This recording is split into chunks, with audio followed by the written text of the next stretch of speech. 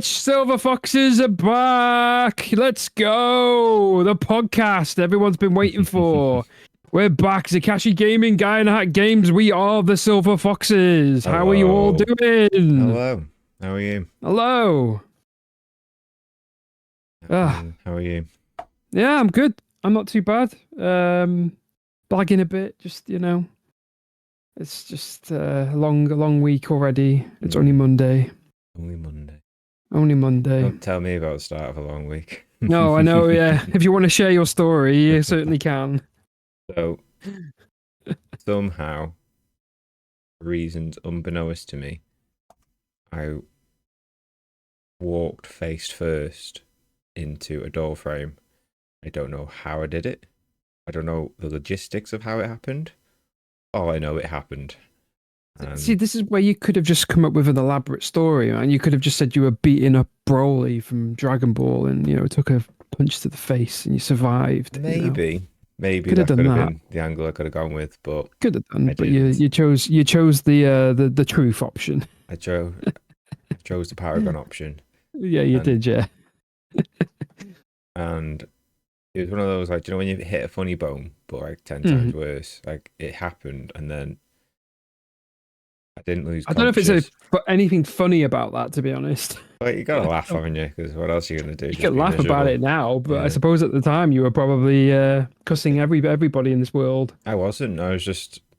It was a bit of a shock. I was just like, "Ow!" And then I sat on the floor, just holding my head. It's one of those where the pain's quite instant, and then there's a shock, and you just kind of. And I felt really, really sick. Yeah. Hey, Kroll. Hey, Matt. Hope you're doing well, lads. How you doing, both? You're doing good. Hello. We're just sharing a wonderful story. Well, thanks for being here. So yeah, this is our tri-weekly show where we do some type of discussion or play a game together. But we've been playing Resident Evil 5 like every week religiously. So yeah, we're not playing the game tonight, Kroll. No games tonight. It's a nice little chat. Having a chat about our main topic for today, which is what's the best video game combat systems. I'm not entirely sure why I decided to pick this topic. I brought the topic to you. You did. And I honestly, in my brain, when you told me this, I thought you meant like just RPGs, because like my small brain can't comprehend like the fact is, I was like, when you said there's like 5 or 10, I was like, wait, what? There's 5 or 10 different ways to play RPGs? I only know 2. No. It's like, what's going on? Well, we have to decide on what does a combat system mean. Well, first and foremost, the Silver Foxes, like for us, was a means of for me and you to both play games together and to just talk about about them, things that we enjoy. Yeah. I'm kind of aware that Twitch really isn't the place for podcasty things. No, probably not. It's first and foremost a just chatting and video game and music things, and just chatting usually comes about much later in whatever. But it's our turf. We'll do what we want. Exactly. Because we both said multiple times, like, we're constantly talking about all sorts of things about video games and other things too, but lots of other things. And sometimes we should have recorded this. Yeah, we've had a lot of passionate conversations over the years about some video games.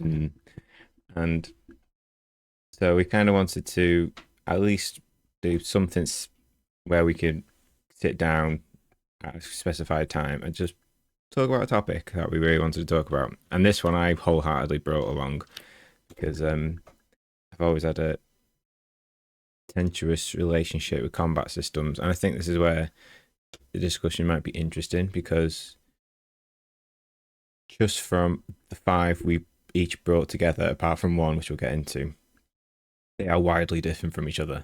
They very much are. And this is where whilst we have a lot of similar taste in video games, this is where our taste in video games are quite, or what we look for in terms of playing is very different.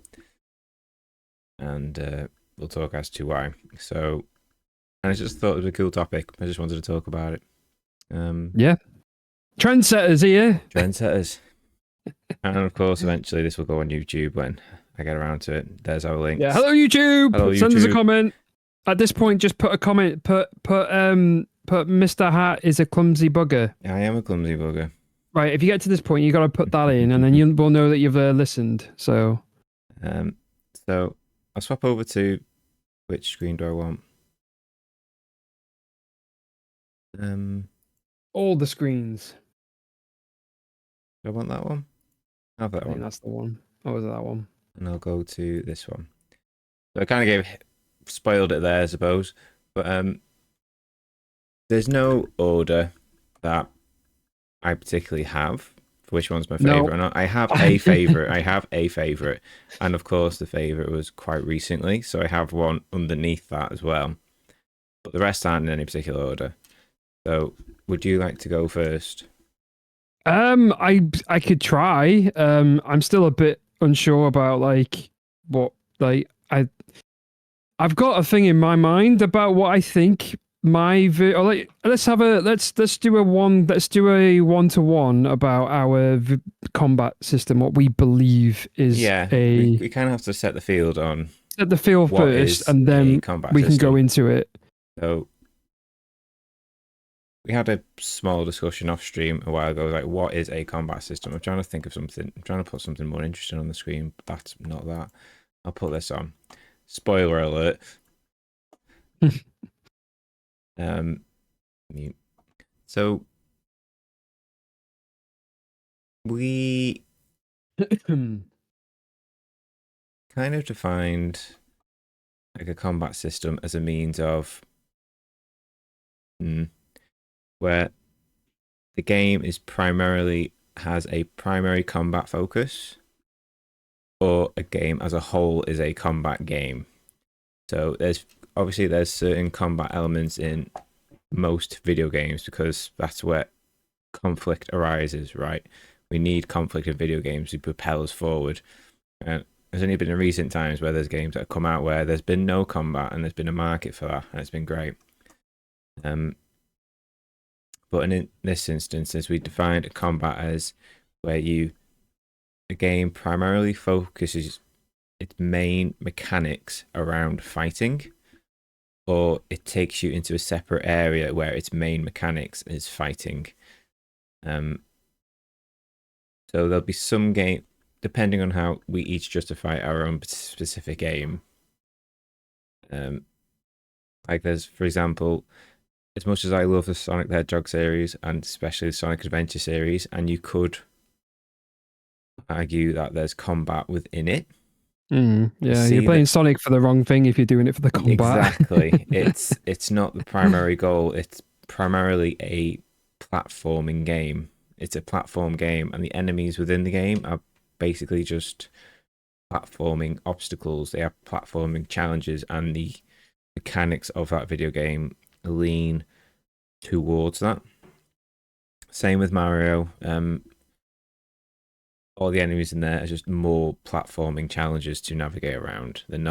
It's not a combat focus, and there's not really combat elements into it. Even when you're taken into a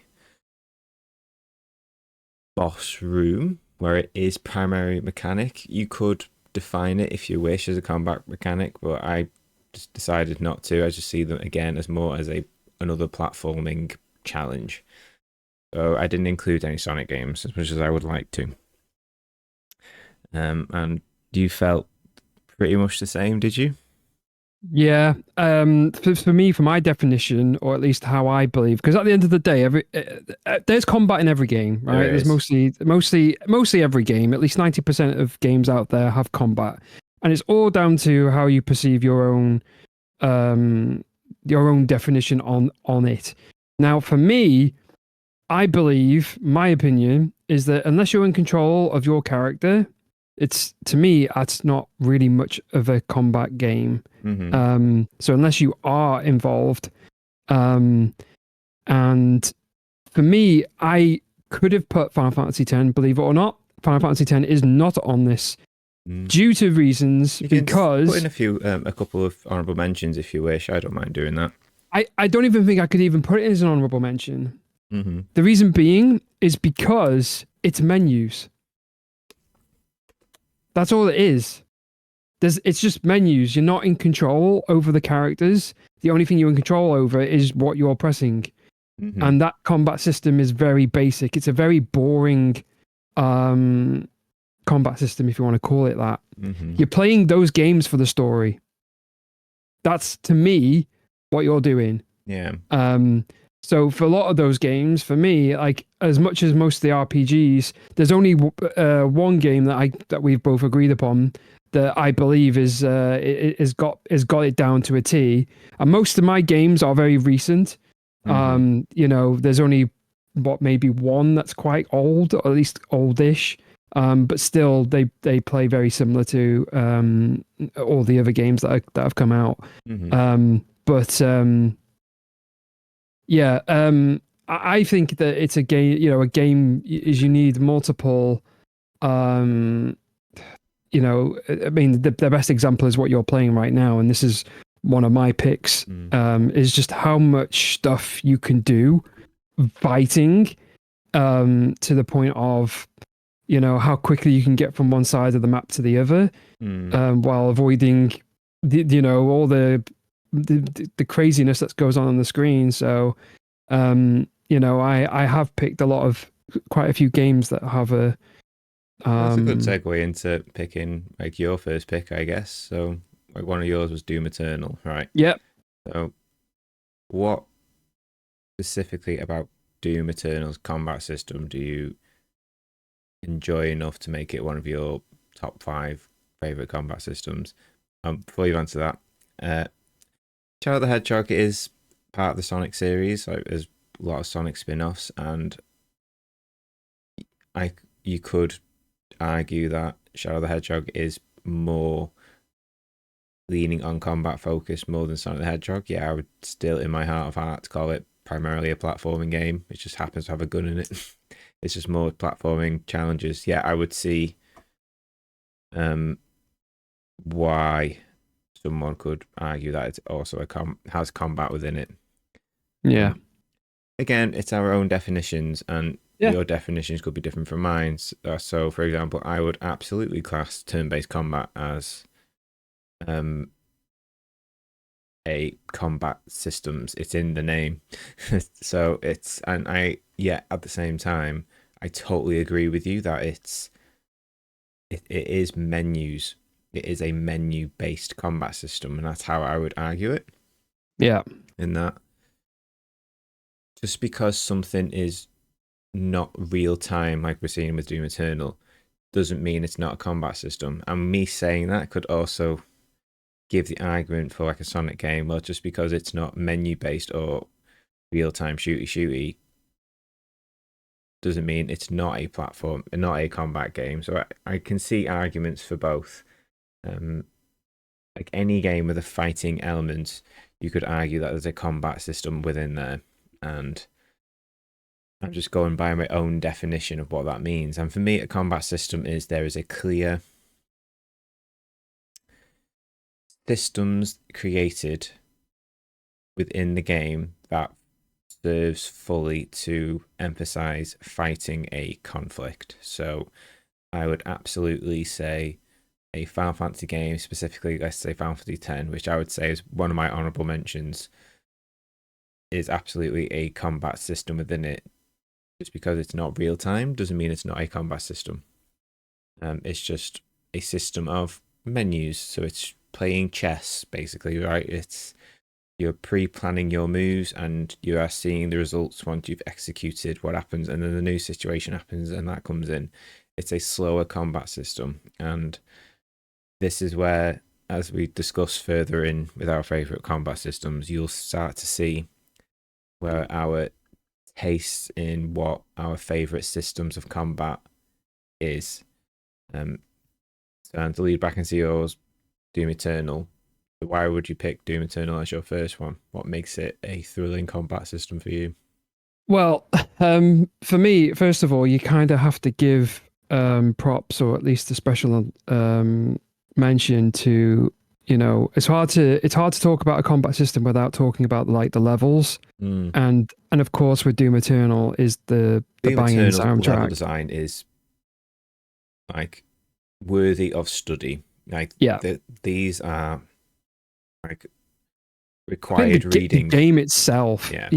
is not just the fact is It's from required reading the if you're at all a student of video game development. It's yeah. incredibly well paced. I don't know about Doom Eternal because I've not played Doom Eternal. I've only played a good chunk of the first one, but not finished that Yeah. either.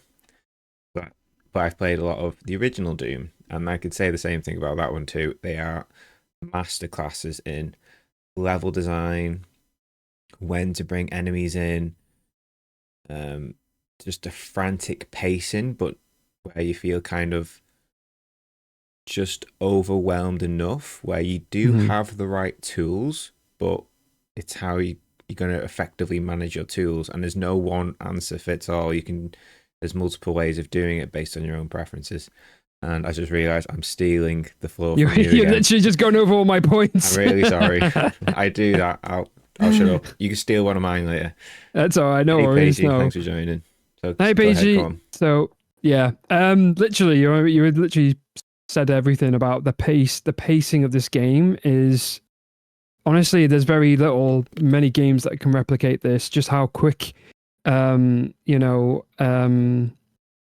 the fighting truly is, and so from quick.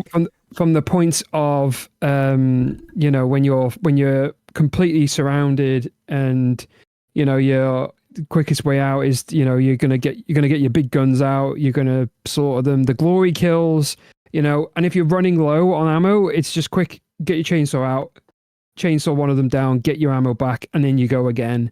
It is just so quick, and it's just a constant. It almost feels like you haven't got enough time to think about it, but it's just you're going with the flow.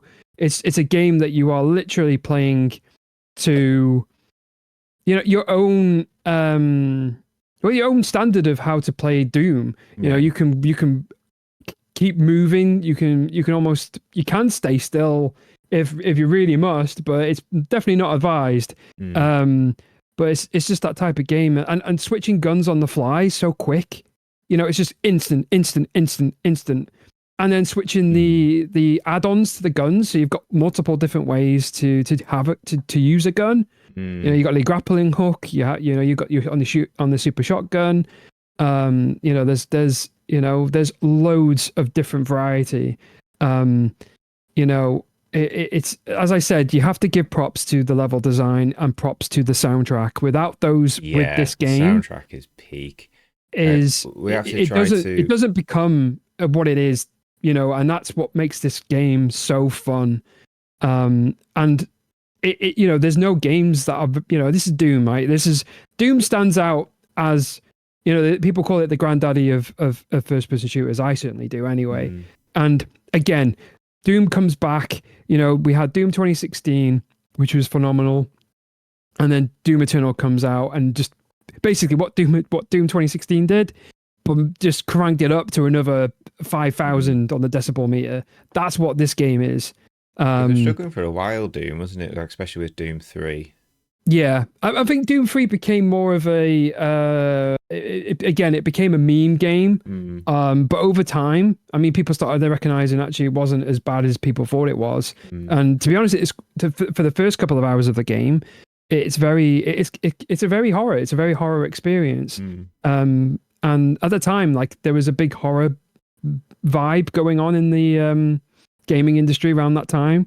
So I think they just fell into that, and that felt like, oh, maybe we need to go into that more horror-esque. But after a while, they lost the horror, and it just became just a first-person shooter, and nothing ever really bothered you from that point onwards. But again, I don't think Doom's a game, because if you go back to the OG Doom, there's not the game was never made for horror, but it had that horror vibe still. But you were the horror. That's what the whole point. You are the guy that does the gore. The game is not gory when it comes to, like, what you've seen like in Silent Hill or a Resident Evil game. no, you know that's happening to you, but no, you are the guy that brings the doom to the demons. Yeah. You know, and there's just multiple ways to win in this game. You know, winning is literally just killing things. That's what you're winning. But yeah, like I said, it's just, you know, and the platforming as well that's insane. You know, I mean, it's a game that's not for a long time. It's you know, kind they of the had opposite of like what I was mentioning with like Sonic the Hedgehog, where Sonic the Hedgehog systems in play is to serve the platforming, whereas in this game everything's in service to mowing down everything, including the jumping. Like, yes, it has platforming things to jump and land on, but it's not a platforming video game, and it's there just to enhance the combat rather than the other way around. Yeah. ATs, welcome in. Thanks for joining. That said, as it personally feels more like you started as the prey, but you went through and you became the hunter. Did Paige say it was the collaboration with Animal Crossing that made this game? I still don't understand the meme behind that. I don't know where that's They coming both from. came out together. They both came out on the same day. Oh, was it? Yeah, and it was in lockdown, and it was the two biggest. Well, it was just how it was. They both. They know, both said to each other on in Twitter. Smash Bros, as well as one of the Animal Crossing characters, the woman. I've seen all the memes with them too, and it's amusing. I just don't know where it's come from. I think it came from a tweet. That's what happened. Both companies said, like, you know, they both were like, well, congratulations on your release. And then people just saw it as like this big fanfic of going, right, well, maybe Isabelle is a Doom guy's pet after all. And they just became a big meme of it. And it was just something that I don't know how it worked, but it bloody worked. And I'll never forget it. Literally, I think this is, like I said, this is around that time where, you know, it's just that. Yeah, it's just some things like he's her pet. I could see that. Yeah, I've seen the memes with that character. She's a wild one apparently. Not that I know Animal Crossing very well. It's not a me game. No, that's something I unfortunately had to endure in lockdown as well. I had the best of both experiences. But no, Doom Eternal for me is that game. It's completely blown away my expectations for what I expect from a first person shooter now. You know, if it doesn't, I don't know, maybe it's just how I like my games. You know, as much as, you know, you've got the Call of Duties, you've got all the other first person shooters, and they're roughly just they are your typical shooters, but they're completely different.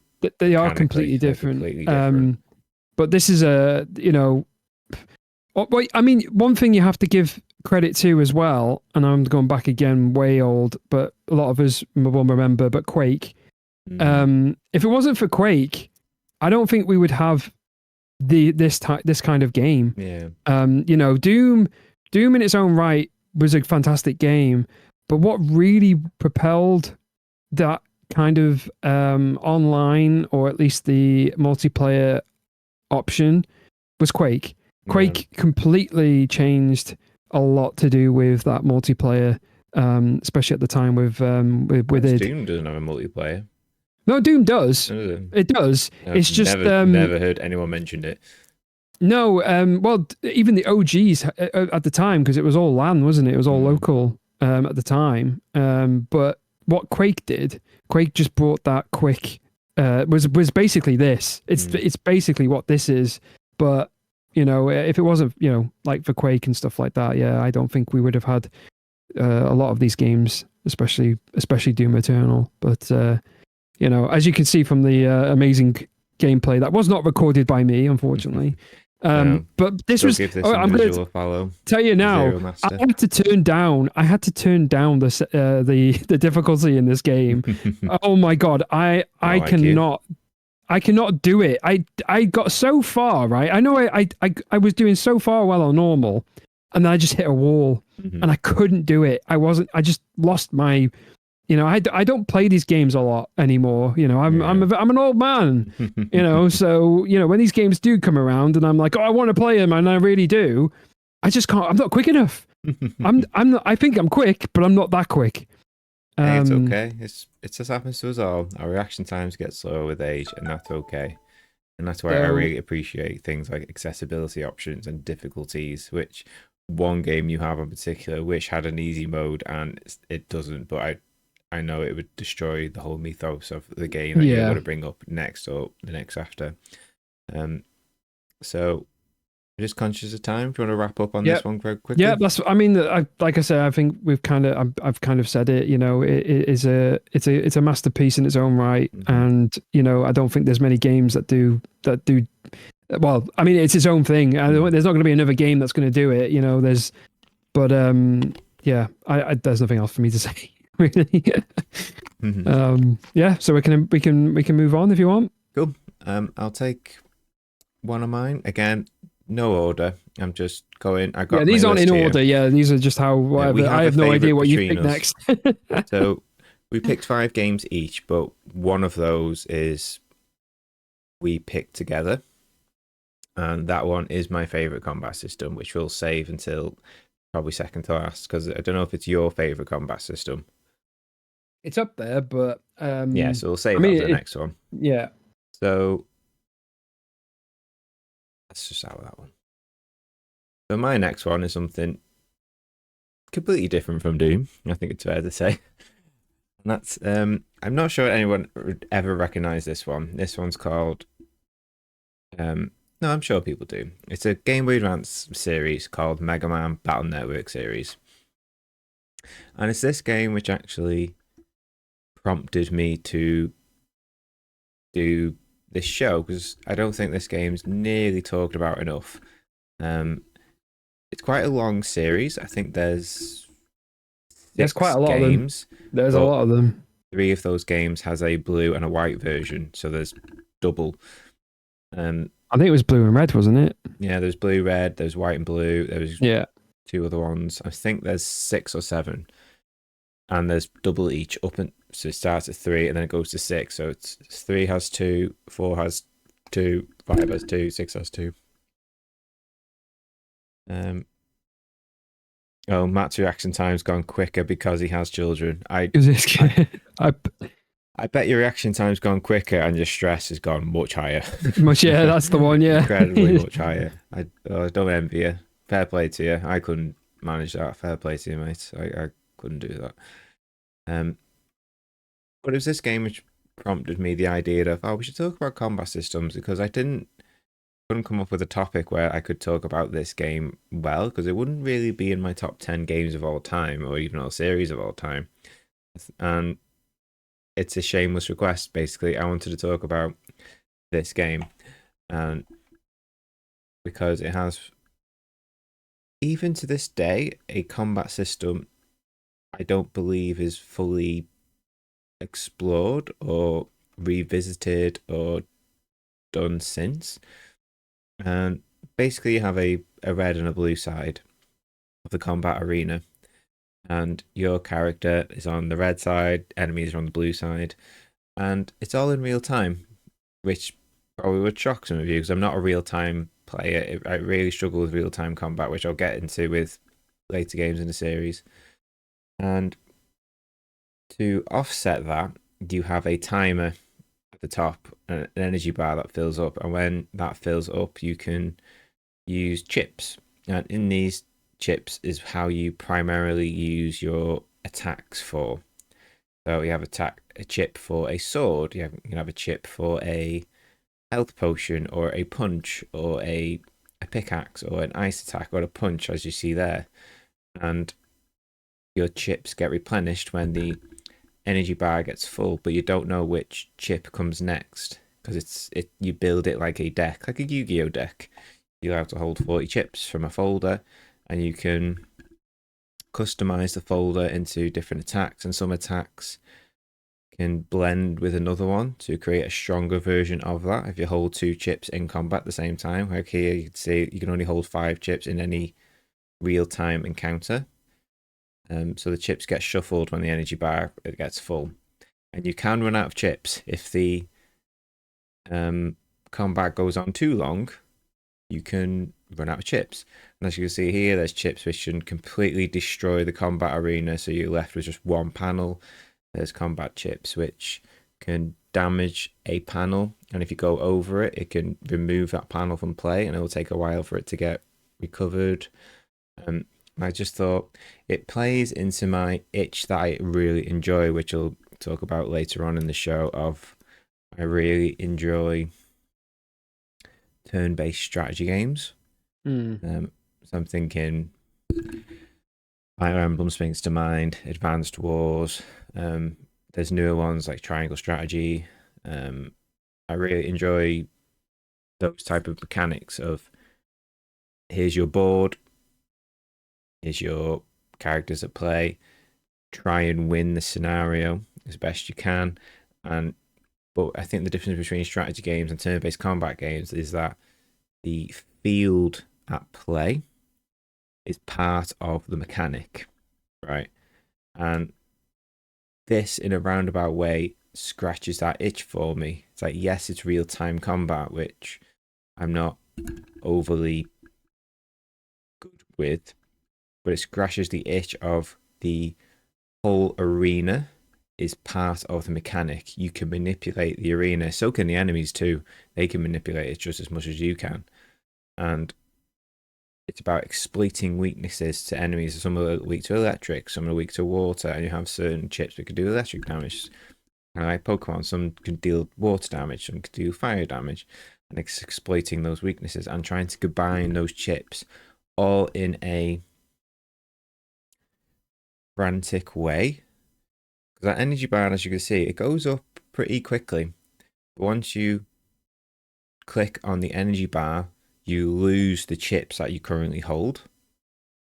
So you have an incentive to use them. No chip is wasted. So it leans back into make sure the folder that you bring into combat has a great synergy between each other, like building the correct party. There's a good synergy between all the chips at play, and you'll quickly spot which chips are not working for you, or you can't get them into your rotation very well. And because each boss encounter is of a different element and they do different tactics to either reduce your field of play, so you're going to need to bring in more chips to repair your side of the field, or to push back onto their side of the field. And it's all this strategy. It's just a very short window. That the window is short enough because when you click on the energy bar to bring up your menu, the game pauses for you. It gives you that break. It gives you that time to strategize on what you're going to do next, and it gives you a set of chips like, okay, what can I do with this? Sometimes you'll get a bad roll and you'll get a set of chips that just don't align with each other very well. Like this guy's got a folder full of swords, which will probably help you with Proto. And as you can see there, just then, certain chips combine to make a stronger one, and it tells you how much damage it can do. And I just love the system so much, and it's not really been replicated since. Not done nearly as well as this game, and this might anger some people, but it's my favorite Mega Man game.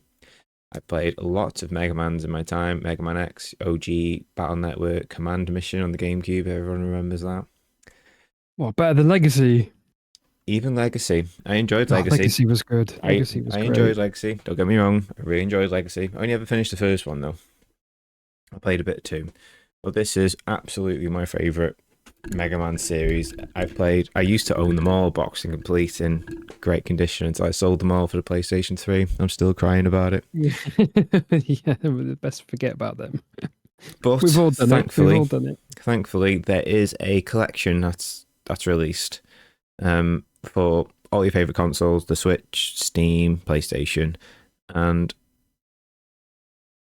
I would probably recommend just playing the first three. I think those are the best examples of this combat system. Number 1 introduces it, number 2 makes it much better, and 3 refines it, and then 4, 5, and 6 kind of just do more of the same. That's why I think a lot of people, when they see the Battle Network collection on Steam, they're a bit overwhelmed that there's like, 9 games or 10 games or whatever. I'd say just play And good thing is each game is its own contained story. There's references to past ones, but you don't really need to. You could play any of the games out of order if you wish. Although I would recommend playing 1, 2, 3, and then if you only wanted to play 1, then I'd say maybe 5. I think that's the best balance of all of them from going just from memory. Maybe 5 or 3. I just want people to be more aware of this combat system. It's one of my favorites. I wish more games utilize something like this more often, especially in the modern age. I want an indie developer to look at this combat system and go, how can we remake this but make it better, make it our own?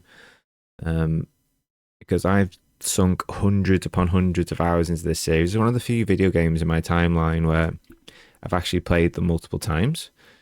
I've played 1 through 6 and I've played 1 through 3 multiple times. I adore this combat system, and I'll definitely be sure to buy the Legacy Collection when I have more time in my schedule to play those type of games when I'm in the mood for it. So yeah, I really enjoy this, and it scratches my itch of both strategy, influenced by turn-based but not quite turn-based, and it appeals to my ADHD, and everything's going, everything's dead quick, everything's quite clicky. Even the sound effects of selecting the chip or the shooty of your gun, or the sword swipes, or the crack when the your floor panels get destroyed. The story is quite light. No, I'm not going to talk about story. That's not. I'll run away with it otherwise. Yeah. If you're someone who like enjoys like deck building games, there's definitely that influence in this in terms of building the correct chips. There's that element in there, strategy elements, a bit of turn based in terms of got to sit down and pick. No problem, Paigey. Thanks for being here. Oh, yep. Thank you for being here. And then this was the game that inspired me to do this podcast. I adore this game. I can't wait to play it one day. One day again soon. And that's it. Have you played this before? I don't believe you have. I've not played them. I know of them. Mainly obviously through you. And I have seen I've seen it appear on videos before, so I recognize everything that's going on. But no, I've never played them myself, but I can see how and the bosses in this are well hard. Like, I know this YouTuber here is making mincemeat of them. Yeah. But this is like one of the most challenging games I've ever played. I had a hard time playing this game, mostly because of the real-time element that's including inside it. As you say, it's a game where you've got to have the good.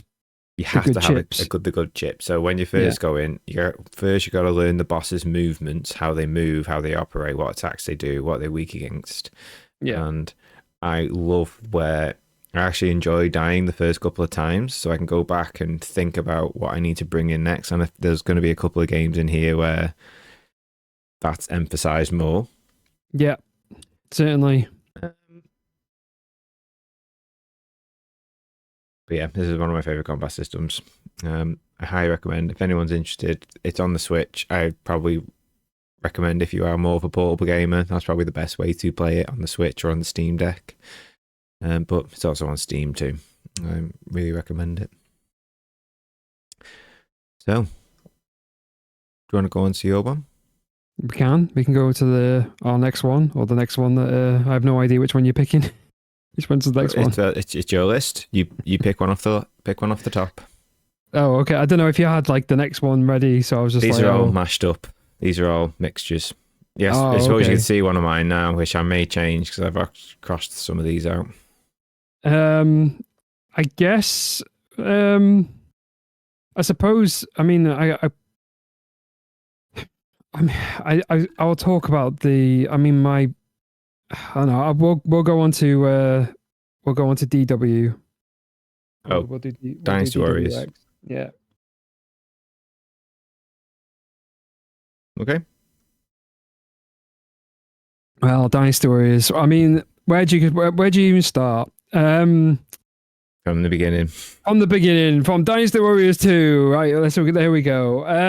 No, these games are self-explanatory. It's one versus hundreds. It's you versus everyone else on the screen, and my love came from this, obviously, from Dynasty Warriors 2 upwards. And then every series after that, it kept, I was just like, I need more of this in my life. It's just so.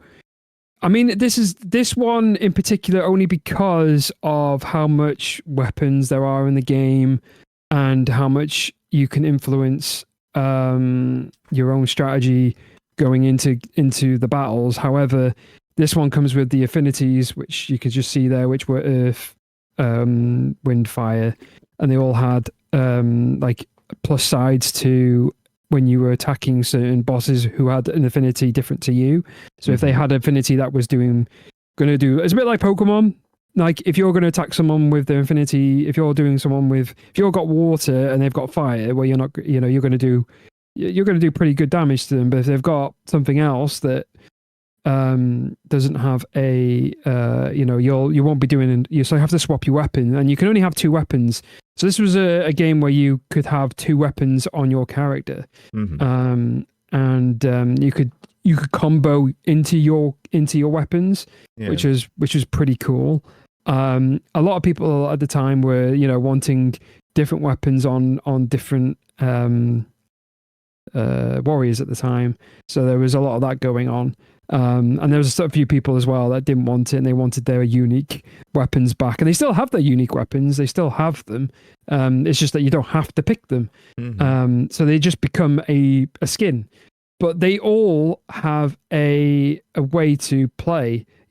However, again, probably one of the downfalls of Dynasty Warriors 8 is that when you pick a certain weapon, you are literally programmed into that weapon's program. Like it basically is how you play. Even if you pick somebody else who was in other games where they used like a fan or used a staff or used Wolverine claws or something like that, and those ones there you'd have unique styles, but all weapons can be put on another character. Now there are ones that where certain weapons will be better on someone else. As you can see there, there's like a little exclamation mark, meaning that usually when you see that is sometimes you haven't got the correct weapon. But if you're already high enough level, you'll mince through everything in this game. And then you've got ones with like this little blue thing on the top, where there's like a meter, and if you break it, you'll be able to see there's that guy there. He's slowly going through that little thing. So if you break that, you'll go into like a fury mode, and you'll just spam. It'll just be crazy. But yeah, so 8. I only picked 8 due to the fact is there's so much value in this game. If I was being honest, and I was going to pick a Dynasty Warriors that I loved, or at least one that I really, really played all my life into, was probably Dynasty Warriors 5. Just because the story mode in that, you had everyone's unique story. Every character had its own story. And everyone only had their weapon. So it was like if you wanted someone like Lu Bu and you wanted that the halberd, then that was the only way to have it. And now 8 is basically anyone can wield it. It's good in its own right, but it's just a fun game. Like I said, the combos that you can do in the game, getting around the map, you've got horse. There's loads of different ways to get around. It's not just, there's elephants in the game, there's tigers. It's just a crazy game that offers you hours, if not more, of just replayability to just go in there. And it's just, like I say, it's that you mentality, one versus the rest of the army. And again, much like my Doom, you have to give credit to the level design. Some of the levels are actually quite a bit annoying to get through. I'm not going to say that all the levels are fantastic. But of course, the other thing with Dynasty Warriors games is the soundtrack. The soundtrack is I honestly, if this ever had vinyls, I'd be buying every single one. They do. Some of them do. Do they have vinyls? Do they really? I believe some of them do. I've never seen a Dynasty Warriors vinyl. Oh God, we're doing it live. Here we go. Here goes my bank account. Goodbye, bank account. No, I don't think there is actually. Oh no. No. No, honestly, I didn't think there was. I didn't think they'd done any, but that's honestly everyone from literally 2 upwards. I mean, they even have their, all. Which one? Oh, that's just an addition which might come with one. No, I don't think it is. No. Interesting. Never thought they did. Nobody thought they did. Every soundtrack, pretty much every game, should I say, is included soundtracks from 2 upwards because it's such a banging. It's honestly the bangers keep coming with this game, and it helps with the combat because you're fighting hordes of enemies on screen, and it's just. It's honestly, that's why I'm like, again, going back to Doom, that mentality of loads of things going on, even though, the difficulty is not there with Dynasty Warriors. It can be if you put it on extreme, and you can get your ass handed to you. Don't pursue Lubu. So there is, I don't know what else to say. They kind of both go together. I think Doom and Dynasty Warriors have a lot in common in a lot of ways. I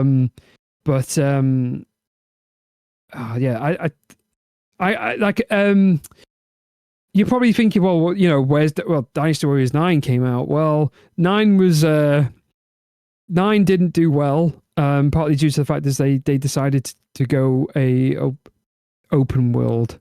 They jumped on the train and thinking that, we could do an open world game, and the idea was there.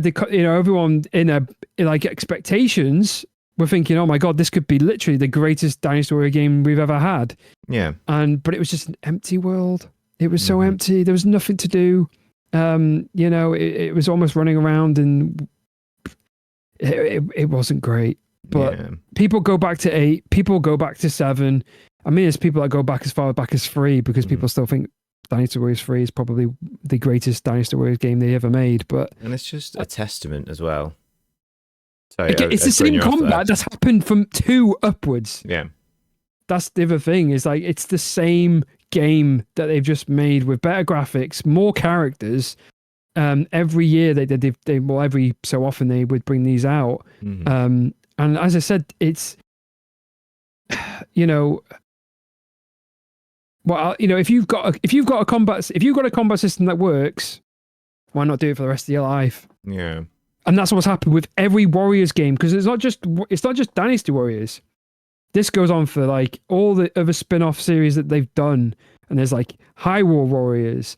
There's I was just going to point out to that how testament this combat engine system is, because other developers has borrowed this team and their combat engine to license their own IPs. So we've got like Zelda with the Hyrule Warrior series, even Fire Emblem. You got your Persona 1 now. Got Persona 1, which I have played. I've played that one, and I thoroughly enjoyed that one. I really enjoy the combat system in Dynasty Warriors. The only one I've played to completion was the first one released on the PSP. That's what came with my PSP at the time. And I was desperate for games on it, and I really enjoyed that one. I loved it. I can't remember which one it was, but I thoroughly enjoyed that one. And I love this combat system in the sense that I don't want to say it's mindless. There is definitely strategy involved. It is. I agree. No, I agree completely when you're about to say, because I do think it is. It's mindless fun. Yeah. And that's how I always think of this game, because I can sit back, literally don't even have to be up close to the TV, and I can just spam these buttons, get the combos, get my Musu mode, and just enjoy the on-screen flashy, all the thing that goes on. So it is mindless fun. Doom isn't mindless fun. I think there's a lot more that goes on with the Doom one. Yeah. But this one's like the this is the yin and yang. For me, this is what those 2 combats. If you're going to create 2 systems that are very similar but also very different in some ways, these are them. these go well together as far as I'm concerned. Okay, excellent. But I don't know what else to kind of say. I mean, there's loads more I probably haven't covered, but I do want to point out a special mention to Persona 5 Strikers. I loved the combat system in Persona 5 Strikers, which is this team working on how they blended this and the identity of Persona into the Dynasty Warriors combat. It was fantastic. I absolutely adored it. It's still in the realms of mindless if you play it on a lower difficulty. Yeah. And they could have borrowed more elements from Persona to make it more of its own identity. But regardless of that, minor complaints. From what I can kind of remember from the PSP one, I don't want to call it brain dead. I don't know if I'd call it mindless either. But I don't know. It's just it's. Can you call a combat system chill? Is that a thing you can do? It's just one you can. I guess you certainly can, sit because back in again, a chair, mow down enemies without putting too much cognitive effort into it, and just enjoy the ride, enjoy the spectacle. I actually want to play more games in this series. But you got the Gundam ones that they did; they were fantastic as well. I think I'm more interested in playing like the themed ones, like Zelda and Fire Emblem. I definitely want to play the Fire Emblem Warriors one. I definitely want to play that one, because I've been itching for Fire Emblem lately. But again, as you literally just mentioned, I actually don't even think there's one game that they've not been able to capture the atmosphere of another game. You know, yes, they are notorious for making these games and done it for a very, very long time. But when they've made a game which features something like a Zelda or, you know, a Persona, when or Nintendo calls you, answers the call, you know, that testament alone, because Nintendo doesn't hand out their IPs lightly. No, they don't. They are very protective of their IP and who they give their IP to do whatever. And I don't know if Omega Force is owned by Nintendo. Please quote me if I'm wrong. I don't know. I don't believe they are. But for Omega Force to catch the eye of Nintendo and for them to go, hey, we could have this idea for a Zelda Dynasty Warriors thing, and I think it was the first one, if I'm not mistaken. And they did a Dragon Warriors too. Forgot about that one. Dragon Warriors was another one they did. Dragon Quest, rather. They did. Yeah, the Dragon. Yeah. And they got the green light and Berserk, and they did so well. It just goes to show just how competent of a combat engine this is. And yeah, it might be. I don't want to say mindless because I feel like it's derogatory to what it actually is, and I don't know the correct wording for it. So I'll just use chill for now. It's a combat system that can be easily implemented with any theme of anything, and it'll work very, very well. And I think it's a testament to this team in knowing which IPs to use and how they can blend that IP with their own combat engine to make something that's still a Dynasty Warriors under the hood, but an identity of the thing that they're trying to borrow from. And it's a great team. It's a great engine. I was just looking who actually owns Omega Force. It's Koei. It's just Koei. Oh, there we go, Koei. Yeah. What's that, Matt? Accept the invite. Jump into your Discord.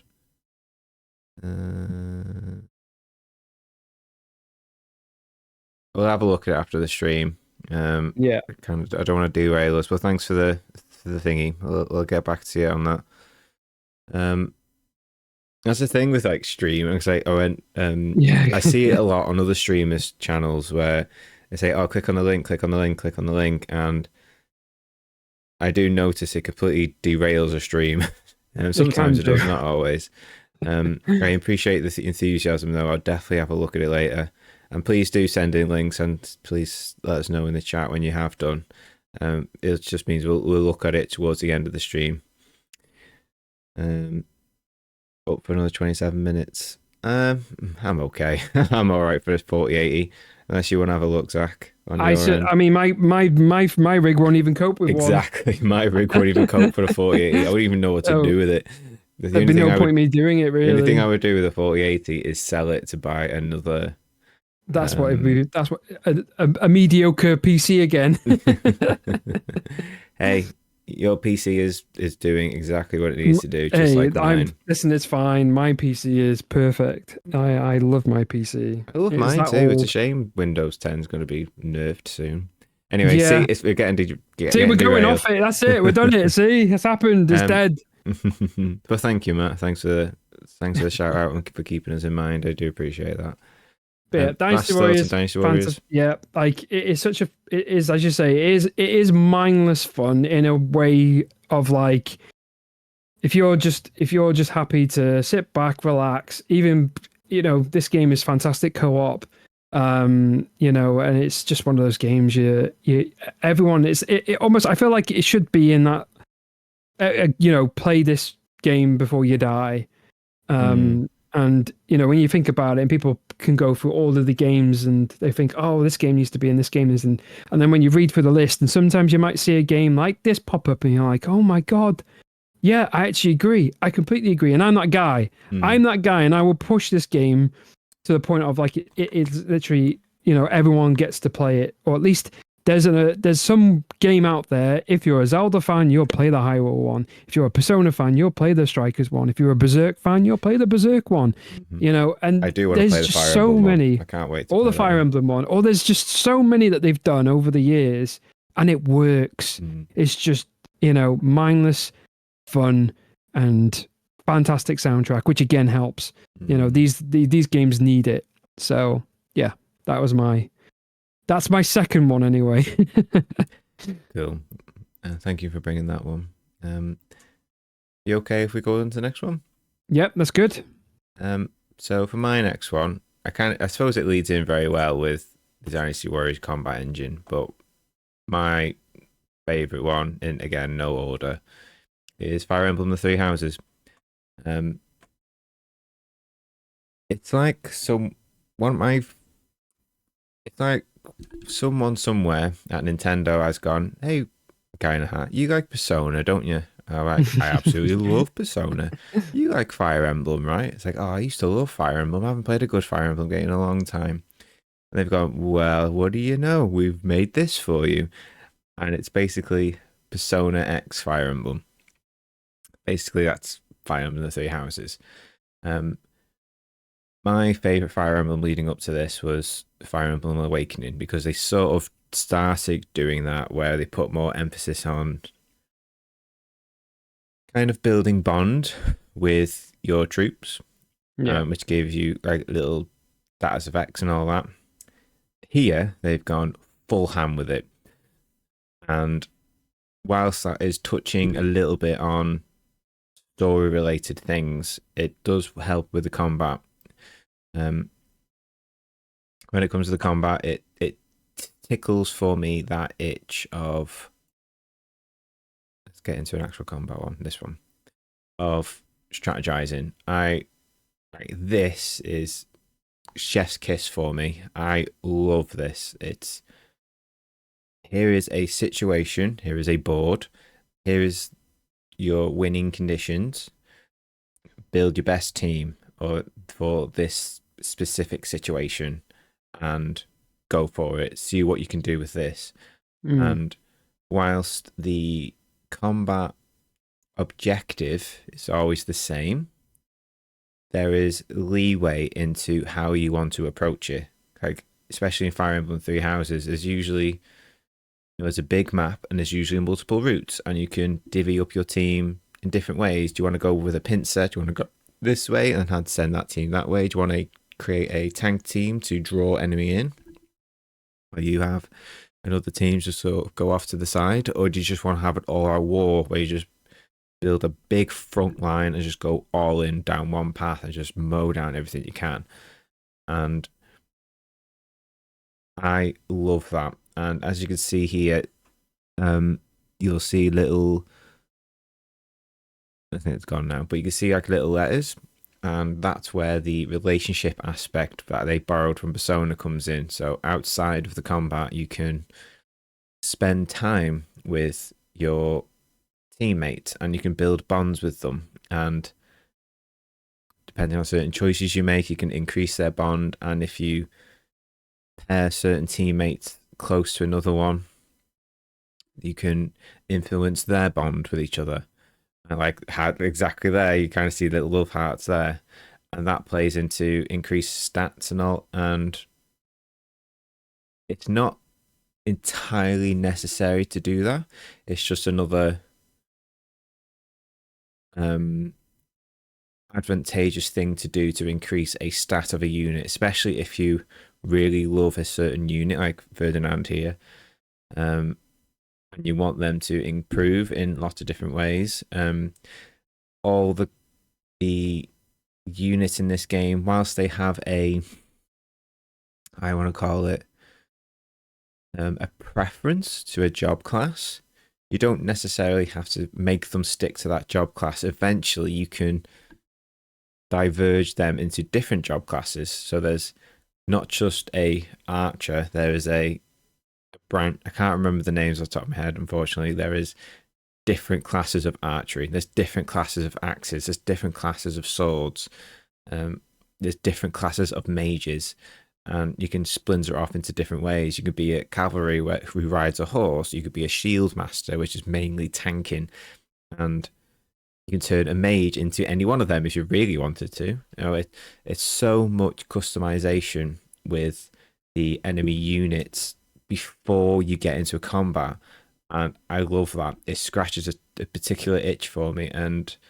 like I think I said, like Zakashi knows me pretty well in terms of I like lists. I like checklists. You do? Yeah, oh God. I like Don't bring the lists up. Don't bring them up. I like lists and I like checklists and I like crossing things off the list. It gives me a certain type of high that I can't describe to somebody else very well.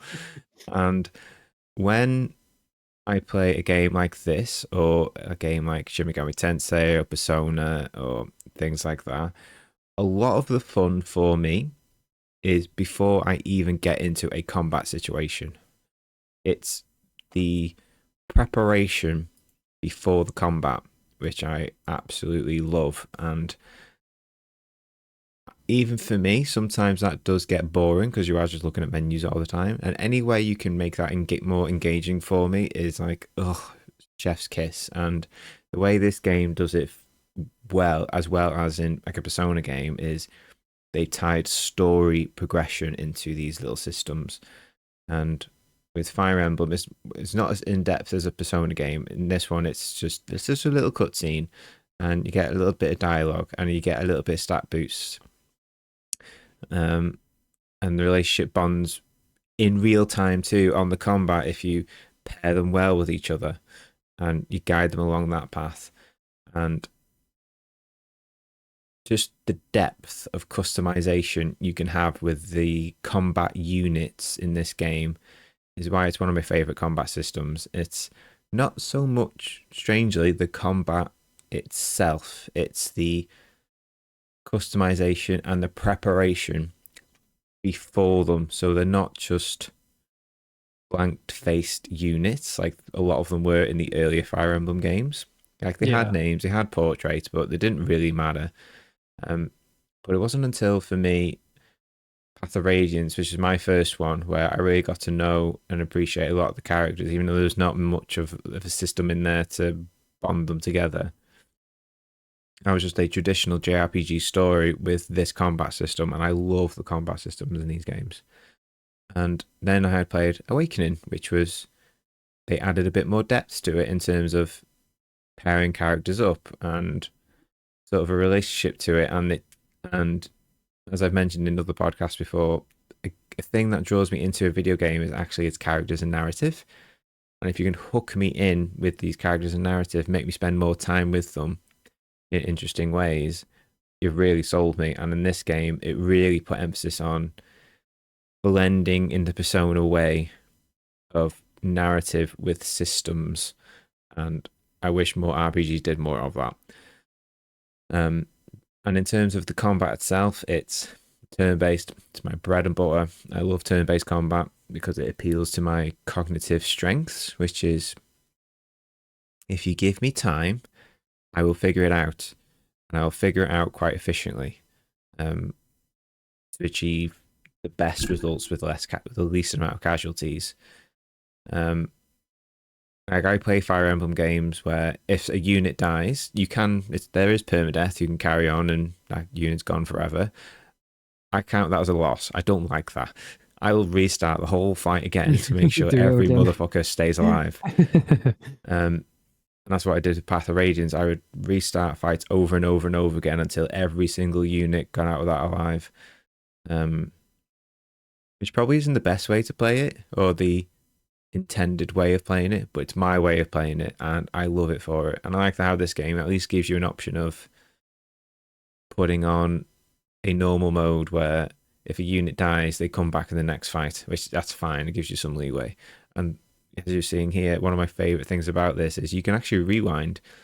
If you've gone a few turns in and you're gone, maybe this wasn't the best approach, you can rewind a few turns and try a different strategy. And I love that. It means I don't have to restart the whole fight over and over again to get the best possible outcome. And yeah, it just appeals to my cognitive strengths. I'm not someone who, like, you probably see the differences between like what Zakashi likes and what I like in terms of the style of games we like in play and combat. Now, Zach, you much more lean into real-time combat, like things quite quick and with immediate effect, whereas I'm much more slower and I need that time to process information, which is why I really struggle with any real-time combat systems. It's a real chore for me to play them, even though I've played lots of combat systems which are real-time, and one of them is in here. We'll get to that.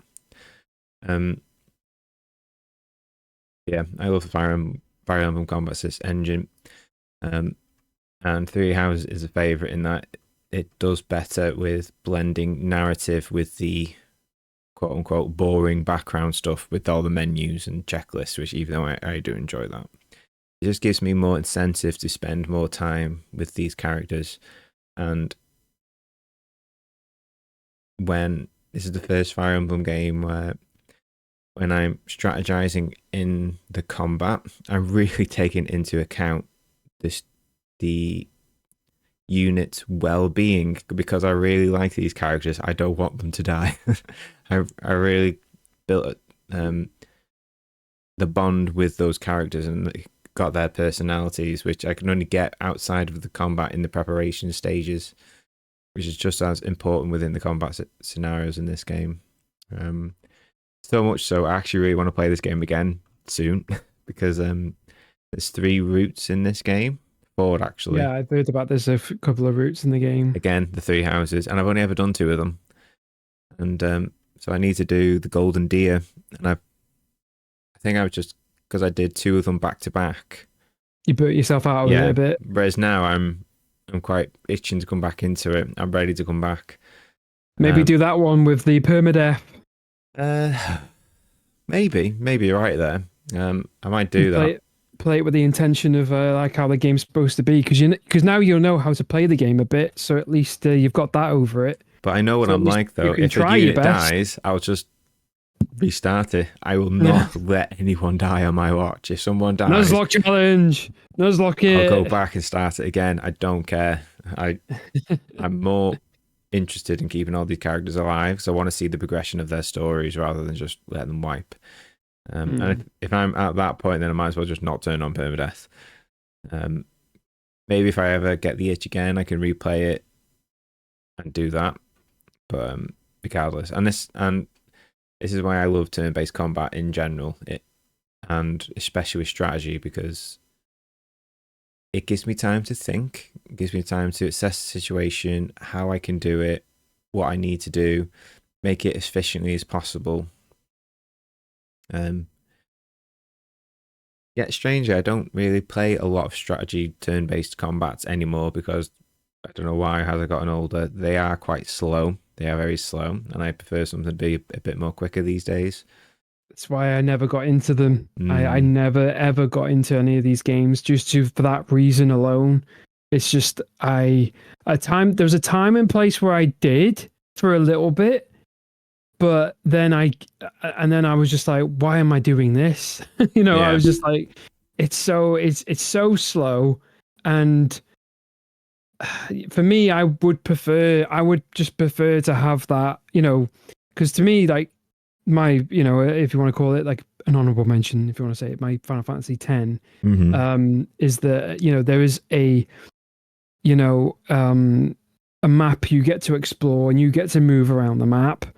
And then the moment you go into a battle, but then you're met with just text on the screen and your characters are waiting for you to input what you want. Now, this game is very, like, you are literally moving them bit by bit, playing chess.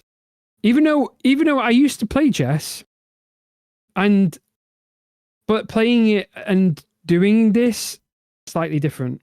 Yeah, it is. I don't know. I don't know about that. I don't know. Maybe there is a strong correlation between chess and these type of games, I say. But I understand, like, I can understand how people really love these type of games, because it is, again, one of those that, but put your tactics to you. You're the one in control of a battle. There was a game that, actually, thinking about this as well, you've been chatting, was in a game that was made by Koei, which was called Kessen, if you remember that. I do.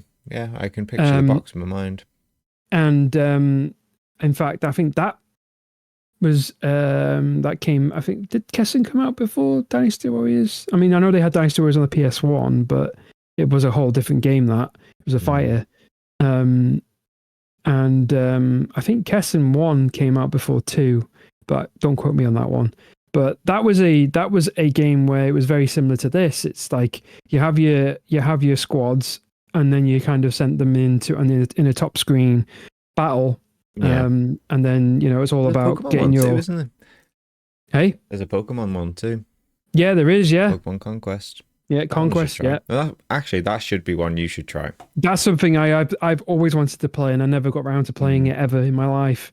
And it's very expensive as well if you ever find one in the wild. They still hold up for some value. So, but yeah, but no, I can see why people enjoy these and why you've picked this in part of yours, because again, you love that Persona vibe. You love having all that pre-love with the characters. Shipping them off with each other, and absolutely. You're a big softie. That's what you are. You're just a big softie, and want people. That's why I play video games. I play video games for narrative and characters, and to fall in love with said characters. And if they can manipulate me in a way to spend more time with these characters, in terms of correctly mixing them with narrative in its systems, then I am all aboard for. And Fire Emblem Three Houses, for me, did what Persona did with turn-based combat. This did, again, heavily influenced by Persona. I can see it clear as day. They took inspiration from Persona. They did Fire Emblem what Persona did for strategy turn-based games. Maybe not as well, but it's a completely different game. I appreciate that. But I love all these characters. They were already in a love fest with each other anyway, with Tokyo Mirage Sessions, didn't they? Yeah, in fact, they were so heavily influenced and the systems work so well, they made a spin-off with Fire Emblem Cross Persona. Great game, actually, that one. That's actually a very good game. I wish that one was more this type of combat than it was Persona. Anyway, shall we move on? Yeah, we're digressing a bit. So, which one are you going to bring to next?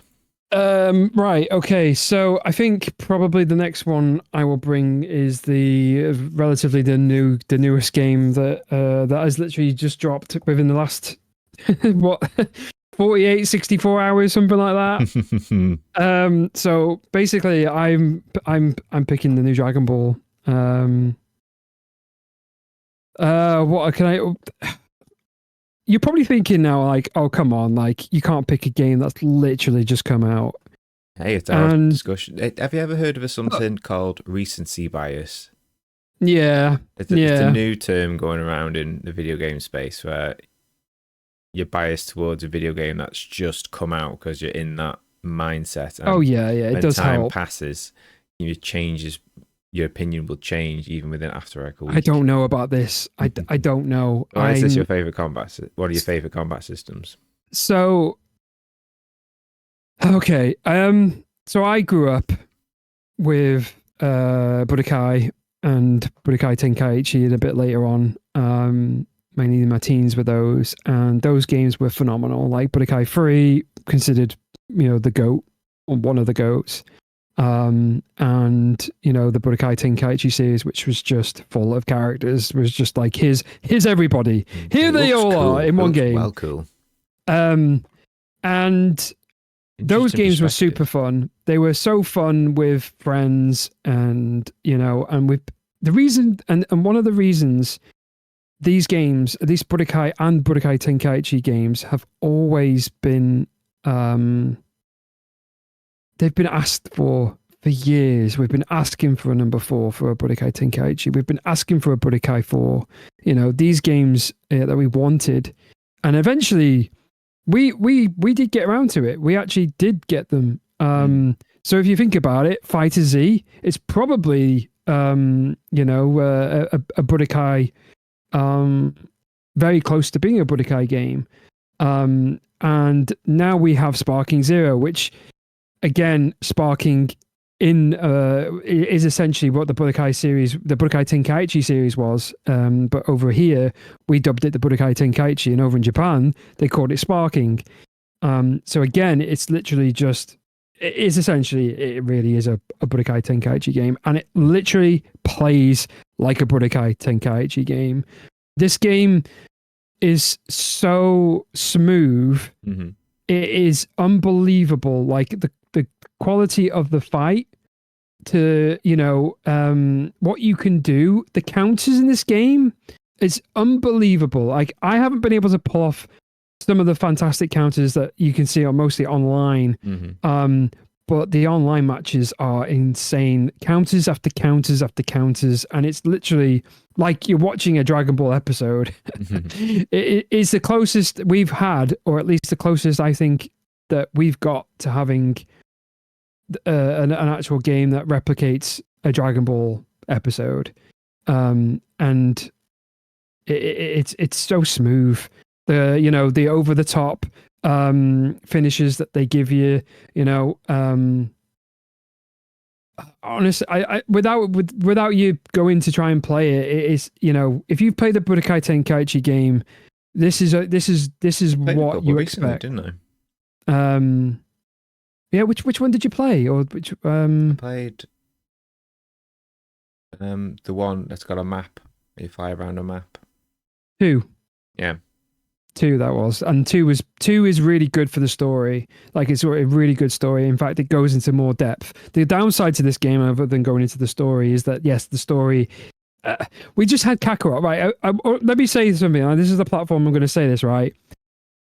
A lot of people are bitching and moaning over the fact is that the story mode in this game is very, very it just skips over everything. Like, 1 minute, basically you're fighting Raditz, then you're fighting Vegeta, and then you're on the Frieza Saga. It's like two free fights, and then you're done. How many times can you retell a story just to that's get to the literally bits? Exact my point. We've just had Dragon Ball Kakarot, right, which has gone into more depth than most other games than they did in the series, right? And people are still asking for that game. Like, come on, for those people who are of a certain age, like myself, and anyone who watched Dragon Ball growing up, you'll remember that Cartoon Network used to repeat the same series, right? You'd get done to a saga, right? And then they would redo the saga again. True. Then they would do a new saga, and then before you even get to the next saga, they'd repeat it all over again. True. If you lived in the 90s like I did, then you know this story in and out. So for those people in their 30s bitching and moaning about themselves, grow up. grow up. Seriously, grow the F up. Seriously, you're a disgrace. You're an absolute disgrace. Here first, chat. Grow up. You're playing a cartoon game. Seriously. I mean, I don't get it. I'm always amazed how a Dragon Ball game keeps getting made with the same story, because it's, but that's me in terms of once I've experienced a story, it's hard for me to go back and revisit it. I'm like one and done. That's why I don't often replay video games. I talk about Fire Emblem only because there's 3 houses. Each one of those has a different story. And even though you interact with all of the characters throughout the 3 stories, you experience them from different ways and with different perspectives. That's why it's easy for me to go back, even if it's a different combat system. Whereas with Dragon Ball Z, I have played a lot of them.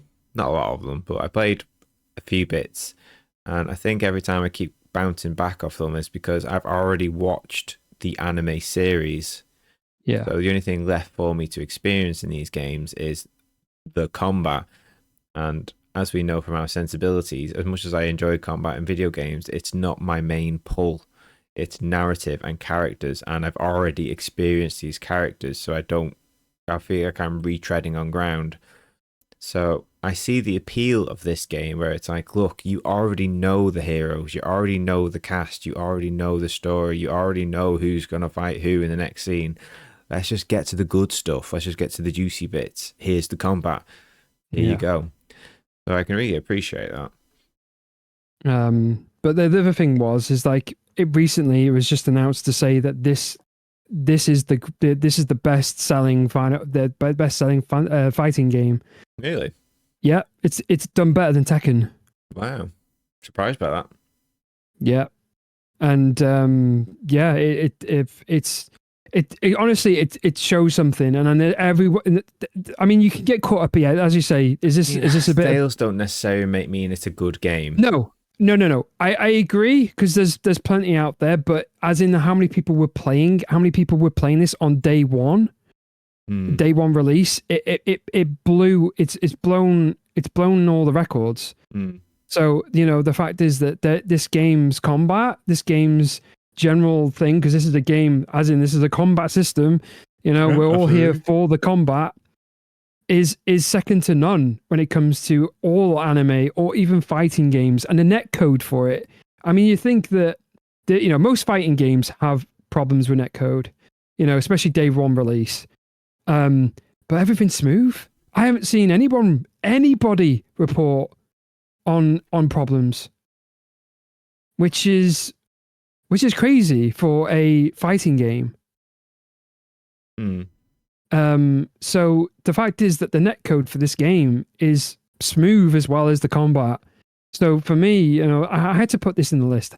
Yeah, you could call it biased. It's am I being biased because it's brand new? Am I being selective because I'm a massive Dragon Ball nerd? But at the same time, this is a game that we've all been asking for a very long time, and not only have they just gone and delivered, they have. What specifically about the combat system do you enjoy? For me, it's just smooth. Like, honestly, like I just said, it's the closest I've ever felt like I'm literally watching an anime. I'm watching them actual fight, and the fact is that there's so many ways to counter. There's all of it's infinite amount of stuff that you can do to repel an attack, and there's always a way out. You got to get good at the game, and all the animations from certain animations they do really well in. Some of them are a bit less exaggerated with like certain attacks, but majority of it looks like chaos to me. I don't know what the hell is going on. But that's what Dragon Ball is. It's just chaos, but it's just got. The map is huge. Yeah, the maps are pretty big. They're not the. I think I kind of want to say they took a lot of these maps from Kakarot, from that game. And that map used to. I mean, I know the maps were big there, but when you were fighting and stuff, you kind of were in like this big sphere, and that's what kind of this game is too. You are fighting in a big dome, basically. There is an end, but the maps are big, and in fact, at some points of the map, you actually lose if you go too far away or lose focus on your opponent. You lose sight of them, and it almost becomes a game where you're trying to find your opponent, and you literally are, and that's quite cool. I quite like that. Because someone could be powering up in the background while someone else is trying to find where you are, and the next thing you just spawn right next to them, and then you just blast them in the face, which is great, so it gives that surprise element to the game. But as you say, like what is the difference? Why isn't Tekken on here, or possibly Street Fighter, or but again, yeah, you really like Tekken. I love Tekken. Tekken was great. And Tekken was good, was close. If we did this a week ago, Tekken would be on here right now. But because it's just because of this, I is it biased? I am biased because it's Dragon Ball. Dragon Ball has always been something close to my heart. And because of that reason, perhaps this is the only reason maybe why it does come on my list. But just because of how smooth it honestly is, like I've never experienced a day. I mean, Tekken. All right, let me show you guys. Tekken 8 is up there too. Tekken 8 day one release was fantastic. No bugs, hardly anything wrong with it, and online was smooth as hell. People didn't moan about it. It was straight in. That fact is fantastic, and that's what games should be. And anime games, on the other hand, have always had problems. Every one of them have had problems with online. Even some of them today still haven't corrected it. But the fact is that what's happened here, and maybe am I just applauding the team? Maybe I'm applauding the people who created the game. Yeah, probably I am more than maybe the actual game. But they've made something that's actually works from day one. And I think that in its own right should deserve a, it is relatively recent, but for me, this is everything I expect from a Dragon Ball game and more. No, I'm happy you enjoy it. It just from glancing, I know it's for me. It's one I would rather watch than play, but I know you are a massive Dragon Ball fan, and I am glad that you got your dream game from it. You're clearly quite passionate about it. And I mean, I was very close to putting Fighter Z on this as well. I mean, that's my honorable mention, by the way. That is an honorable mention. Because Fighter Z was that game that a lot of Dragon Ball fans, including myself, needed. Something different. Story was completely different. So you're not even going through any of the main story anymore. It's a complete different thing. And the combat was, and Fighter Z is phenomenal. Just how smooth those animations are, and the fact is they captured the 2D and the 3D environment. That is a pure classic game. And again, another game that I think Fighter Z had problems, if I'm correct. I think it had problems day one online, but they corrected it, and now it is smooth. So again, a game that they have made better over time with the online. But again, as you say, both those games deserve this spotlight. I think it'd be unfair if I was to kind of just pick on just this because it's brand new. Fighter Z could easily take this spot. But yeah, cool. Well, it makes me want to play it. I don't think I will. If you haven't played Fighter Z, play Fighter Z. I've played Fighter Z, and it was cool for the 10 minutes I played of it. I think it needs more than 10 minutes. Yeah, I appreciate that. I do want to play Kakarot though. That looks much more. Kakarot is good, but if you're prepared to slug through the whole story again, then I'm it may be when you're a bit ready for it, but the combat in Kakarot is terrible. Like it's not great. You're there for the free roam. You're there to be able to explore and relive the the fights again in the whole story of Goku. And that's kind of what it is. You know, the combat is basic. That's not great, but you know, it's plausible. But nothing compared to Z and this Fighter Z and Sparking Zero. If you got this combat in that, Kakarot would be by far better. Just conscious of the time, so is it okay? Yeah, I know we gotta keep going. Keep going. So, very high praise from Zakashi there. For if that's not a shining, sparkling endorsement for the game, I'm not paid, by the way. I'm not getting paid for this, by the way. But I would, Bandai. I'll take a couple hook him up. Your pennies. Hook him up. Hook me up. So.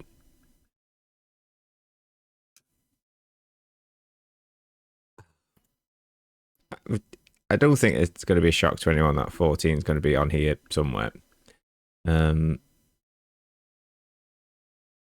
Is 14 my favorite combat system? Oh, and shameless plug, Guy in Hat Games. That's my channel. Go and follow. Yeah, there you go. He's even his own gameplay as well on this as well. Well, if you're going to do it, do it. I know. It's us as well. Oh, what is ours? It was our one, was it? Aye, shameless plug. It's us. There you go. There you go. The only one time I ever went on, well, the last time I went on it. I think this one was the hardest one for me to decide, like which Final Fantasy game was going to be on here, because my love of video games, both narratively and for systems, including combat systems, started with Final Fantasy VII. That was the game that turned me into a gamer. It's the game that made me fall in love with narrative, story, customization, checklists, and combat. And obviously our taste has changed as we've gotten older. And whilst my taste in combat systems hasn't changed that much, some bits of it has changed. And one of those is speed. I much more enjoy combat systems now that are a bit quicker.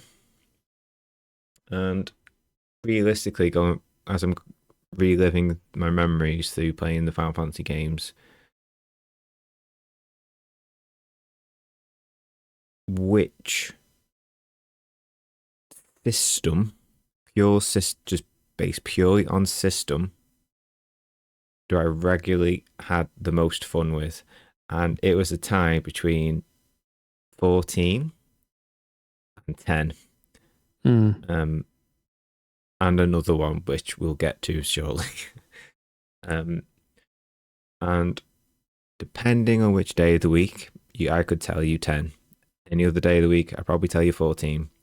What I love about 14, which might seem strange in that it doesn't really appeal to my sensibility of real-time combat. 14 is essentially a real-time combat game. But what I love about it is it's not random. The only random element of it is through the players themselves, depending on what they're doing. I'm trying to find one with a boss fight. There we go. There's me asleep. Final Fantasy 14 is more like a dance where there's a very specific rotation of movement in its combat engine, where the bosses and enemies aren't going to do something left field or out of the ordinary. It's, once you've gone through it once, you know what they're going to do. That's why repeat playthroughs of bosses are actually very much a cakewalk. But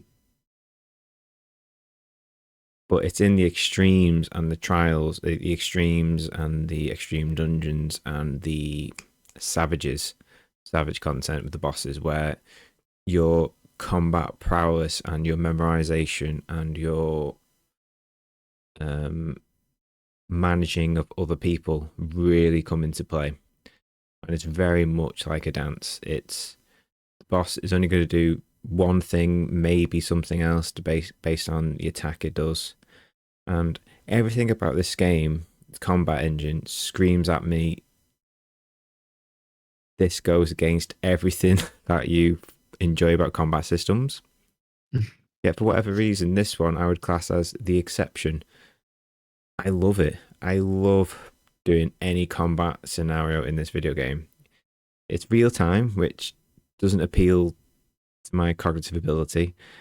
There's very little in the way of customization and pre-planning. In fact, I would say there's none of that. It's just wear the highest gear you've got at that time. There's no planning or customization of characters other than what job you decide to be, which I'll get into. And I have to work with other people too, which I'm very much a single player focused guy. I don't really enjoy, not enjoy, but I very much prefer to play video games solo. Yeah, I love this one, and I can't tell you why. I think it's just because I love the narrative so much of this video game, where I've often said I could play a bad video game if I love its characters and narrative, and whilst this isn't a bad video game, it has a combat engine which doesn't appeal to a lot of my sensibilities, but because of the narrative and my need of pushing forward to see the resolve, and I just love my character so much, I've ended up in a roundabout way falling in love with its combat system. Yeah, I am very much aware that in my list, this one is very much a black sheep. It's the exception. And if I was going to speak honestly, I think if I did this podcast last week, or even, I don't know, yesterday, I'd probably pick Final Fantasy X, because 10 was on my list, and then I crossed it out and put 14, and then I crossed it out again and put 10, and I've put 14 back again. So I could just as easily put 10 in this spot. But I just love playing all the combat jobs. I love playing tanking. I love doing all the rotations, and the rotations scratch that itch for me, like doing a certain thing in a certain order.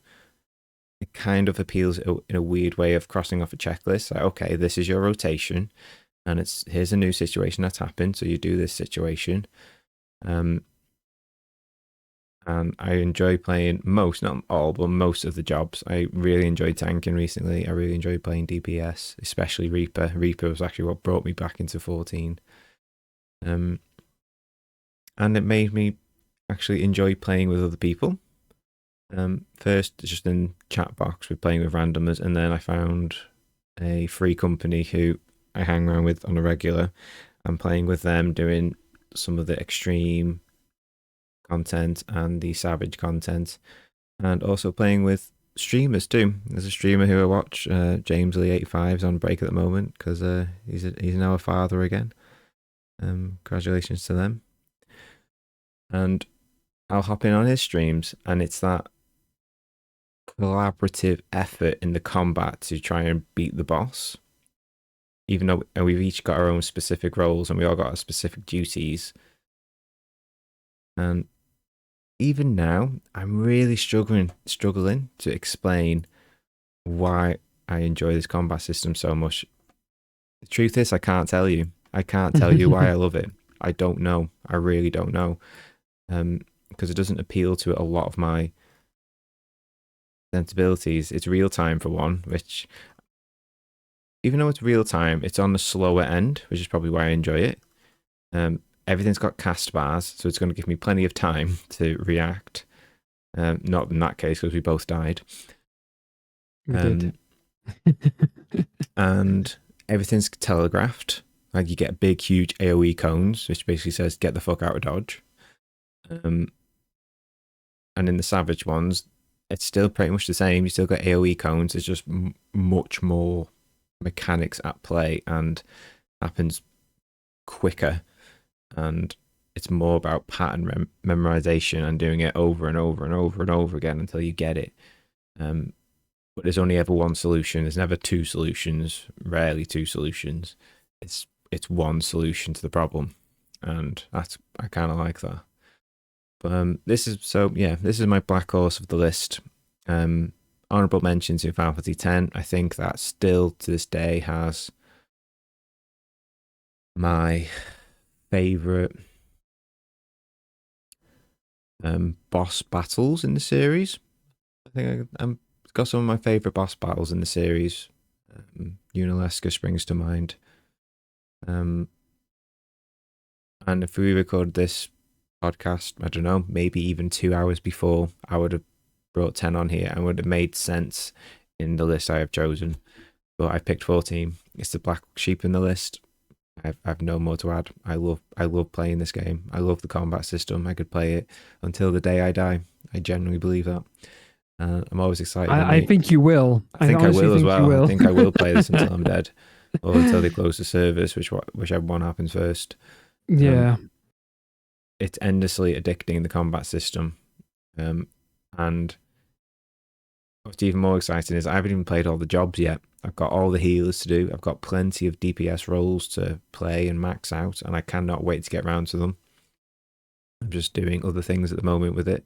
I'm playing it a lot less often these days, trying to give myself a forced time window and a break. I will be going back onto this after the stream to do one more grind for my wondrous tail tick. Can't take away from it. Can't get away from it. I love it though, and I'm happy to do it. And when I get bored, I'll take a break, which I have been doing. The game encourages taking a break, and I think as well the combats are very quick. They don't take very long. Even like doing an alliance raid only costs you about 25 minutes. But I love doing all the rotations. I love moving around. I love seeing all the references to past Final Fantasy games. Again, tying narrative to its systems. Even the lore for all the jobs has callbacks to old Final Fantasy games. Yeah, I don't know what else to add on this one. I highly recommend playing it. Not much to say on that one, surprisingly. Yeah, I mean, it's like I said that. Like apart from the one that we'll discuss right after this one, because it ties very well into it. Oh yeah, you're right.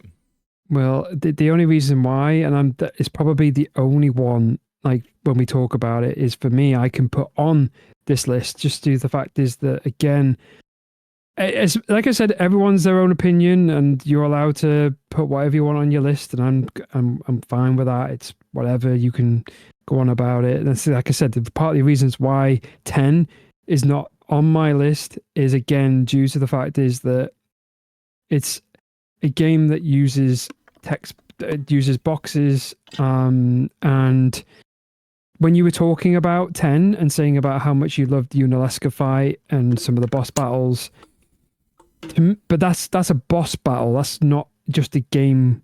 That's not your combat system, is it? That's just a specific part of the game.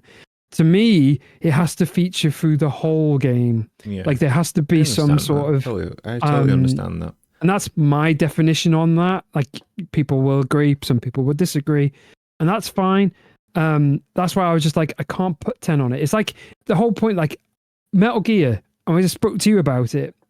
Metal Gear is a fantastic game to watch. Mm-hmm. If you're talking about a combat system, and this might offend a lot of people, but who cares? Mm-hmm. I've already offended the 30-year-olds in the Dragon Ball community, so I'm going to go for Metal Gear. I'm going to go for Metal Gear fans now. Here we go. So, when you're playing Metal Gear, right, the combat's crap. Mm-hmm. It's shocking. It's terrible. It's not great. It's slow.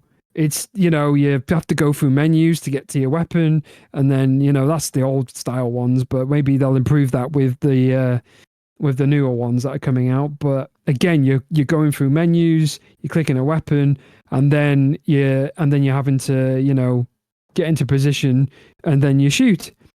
It's boring. Like there's so many games out there now that do it by far better, but yeah, you're playing Metal Gear for the story. Absolutely, I totally agree. And you want to know it, but that's what gets you playing those games because the character, everyone loves Snake. Everyone wants to know, everyone wants Snake to live, everyone wants Snake to be back on their screens, you know, and that's fine. But again, I can't put that in the list because it's to me, it's not enough of a combat system because it's the whole point of Metal Gear is to sneak. It's to get through the level without being caught. It's a tactical espionage game You for a can play it as reason. a combat system on certain difficulties, like the lower ones. You can fight your way through that game. It's just it's highly discouraged. It's discouraged, and I wouldn't say it was fun. I don't think Mm, anyone's turned to me and gone, "Oh my god, this is the greatest thing ever." The combat yeah. system in Metal Gear games. No, I don't. Honestly, I don't think anyone said that. And Mm-mm. if there is, please let yourself be known. I would love to have a conversation with you, and then find out why. But if you talk about the story any point in it, then you've already lost me. Yeah. Because again, if you go to the story element to Metal Gear, then that's where you're playing it for. But I understand. I completely get you when you're saying about Final Fantasy 14 on how you've grown to love the combat system because you've Yeah. invested into your character, you've invested into your job titles. Because you could probably look at it from the point of they make a huge, um, they make a big mark on Hmm. what a combat system is because again you are picking a job, you are picking a part of your style of play to go forward throughout the game. That's the best thing I can say about this game is that every single job Yeah. is viable in any Mhm. fight. It's all about whichever one you prefer the rotations of. Except blue mage. Except Blue Mage, of course. Except Blue Mage. Can't go. No, the blue There's always mages get out. exceptions. Get Um, out. Just get out. Okay, just get out. you have your You're three worthless. methodologies, your tank, your healer, and your DPS. And within the DPS, you have your mages, your physical, and your long range. And any one of those is completely viable in any situation, including extreme or whatever. Like, yes, there is meta in Final Fantasy 14, as there is in any games, but in this one, it's strange in that. Actually, I don't think it's strange. I think it's a good thing that it's highly discouraged. It's Yeah. discouraged to start DPS tracking, um, because every job is viable. They all have their place, and it's basically whichever one you prefer the rotation of, or aesthetically pleasing to you, or if you're a role player, which one fits into your character in your character headspace. For me, my character I very much formed off a personality trait that I use when I'm engaging out in the real world. Call it masking if you want. I don't do that with Zach or Paige, but I used to do that a lot when I used to go out during the height of me drinking days. I would be much more extroverted, um, but it was a performance of sorts, and I would create a character in my own head of someone who I would pretend to be, and that's someone and that's a personality character trait that I created when I was young. And I don't do that anymore, but I do that with video game characters that I create. Um, Many different names as a kid throughout the years, but in this one, I named this character Tuya for many different reasons. And the character in this game is very much their own character. It's of that has shared personality traits for me, but it's much more on the extroverted spectrum, much more outgoing. And in their canon headspace, they are a warrior. They are more like a female barbarian, and who enjoys using scythe as weapons, so they can use both the Reaper class and warrior interchangeably. And all their outfits are all inspired by barbarian, Conan the Barbarian theme. So lots of fur, bones, metal, things like that. And I love role playing as that character. And again, it's one of those I've created. It's my own narrative creation of a character, and I love this character so much. Like, how often do I talk about the character that Yeah. I've made in this video game? I love this character just as much as any other character in any other video game. That's probably why I picked 14 over a lot of other games on in the Final Fantasy category because I love this character so much, and other characters around, like the scions and the villains and things like that. You wish both warrior and could be DPS and tank, same as Gunblade Blade. It's a different methodology. It's not WoW or Star Wars Old Republic. Those are very different systems at play. Where definitely SWOTOR, they use a lot of classes as both a tank and a DPS, or a DPS and a healer, or a tank and a healer. This one's very much stripped back. It's like this job does one thing, and it has some. It keeps it the same thing It as keeps like it a Final simple. Fantasy. This one's more accessible. Final Fantasy's always been simple. It's always been a simple game. Yeah. It's kind of like it's there, and you've got your job title, and that's it. But anyway, You know? We do have to move on now. We've got 2 more games to talk about. 3 games, in fact. Yeah, one each. Well, one yeah, I've got one more each, and then one. So shall we talk about the joint one? We shall talk about the joint one. Let's do it. So, Final Fantasy VII Rebirth. The Go. Final Fantasy VII Rebirth. We talked about on our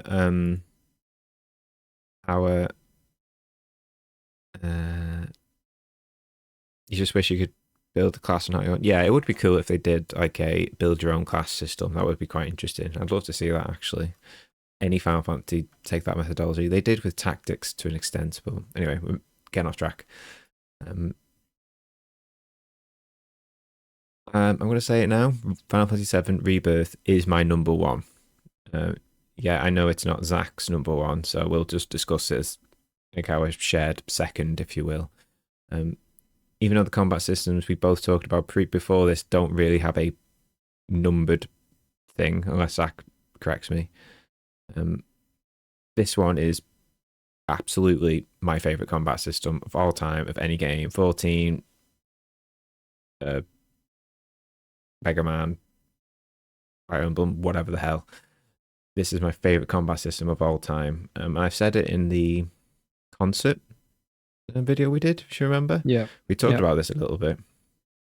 In that it feels like someone somewhere has took my cognitive brain, analysed the weaknesses I have with playing real-time action combat systems, and my love for narrative and my love for checklist systems and building systems, and gone, here you go. This one's for you. And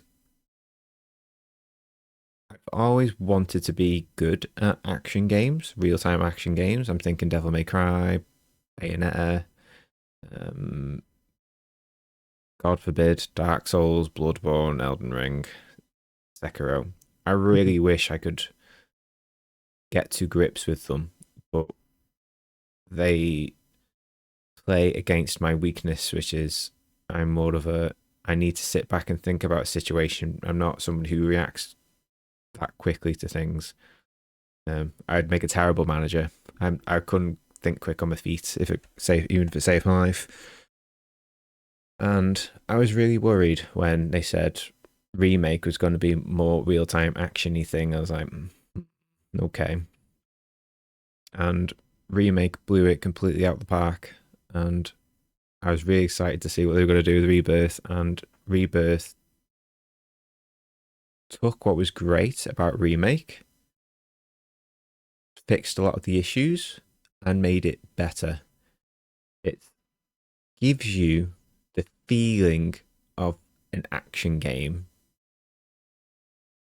but it's much on the slower methodology sense, in kind of similar to a turn-based combat where you have the commands menu where everything stops, everything pauses, and you can come into it. And I think that's what I love about this game is even though it's an action combat system, I can come into it with my strategy turn-based methodology and still succeed, if that makes sense, in a real-time setting. And my God, I love it so much. It's everything I could have ever asked for. I'm getting emotional thinking about this. It's just how someone somewhere has heard my cries in that. And to make it even better, it's my favorite video game of all time. Yeah. It's my favorite cast of characters, my favorite story, remaking my favorite story, and a game that defined my, not just my childhood, but a lot of my life too. Again, it's how we met. It has the strategizing before the fight in terms of equipping your characters in a certain way, where even though each character has a, that video's only 4 minutes, even though the characters are built a certain way and you can't really go outside of that. Yeah. There's still a lot of customization within that, right? With the materia system, you can build some ridiculous builds in this game. Oh, honestly, they are phenomenal. Like, even better is that you don't. Do you have to have cloud in every battle situation? I don't remember. I think you do. No, no. There's a point where you don't have to have cloud. There's a point there in the game. Such a cool team that blends well off each other, bounces back off each other, and complements each other based purely on the material you bring in and how well you can adapt to a certain situation. You can swap behind, and if you get like me that gets quite overwhelmed quite quickly, just a tap of a button slows it down. You can take a breather and go, okay, what's happening right now? What can I do to combat this? Okay, I'm going to do this, this, and this, and then go. And then I just manage positionals and I just spam the attack button whilst everybody else has been programmed to do what I've told them to do. And then I can swap back in time, in real time, if I can do it. And a lot of the time I could. I surprised myself in this game by how well I managed it. I can't sing this game and give this game enough praises. It's everything I could have ever wanted in a combat system and a story too. Like 7 is my favorite game of all time, and sometimes 14 takes that crown. Sometimes a Persona game takes that crown. But this one's always a constant. And now, honestly, Rebirth's my favorite game of all time. It does something special. It did everything I asked it to do. It's not perfect by any means. It did everything I asked it, hoping for it to do, and it fumbles the ending a little bit. But in terms of combat, I can't fault it at all. I can't give any complaints about the combat system. All the boss fights were phenomenal.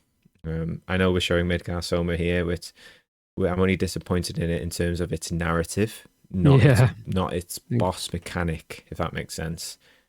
I don't like its narrative placement, but the fight itself is fresh French kiss. Every single boss encounter was at the edge of my seat. This is where all the money went. All the animations, phenomenal. The strategies you have to employ, phenomenal.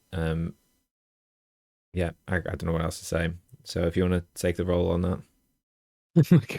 I mean, like I say, what else do I say other than like, they still kept old school. They still kept it to a point of, even if you'd only for people like us, we'd only played, we played the OG, and to keep the OG feel, because again, like I say, this brings the both of world of a real time game, because you could literally just play this real time. You don't have to go. Absolutely. You don't have to go into the typical turn based, if you want to call it, or the slow down. But it gives you that option. It gives you the options, and that's so good. Yeah, so good.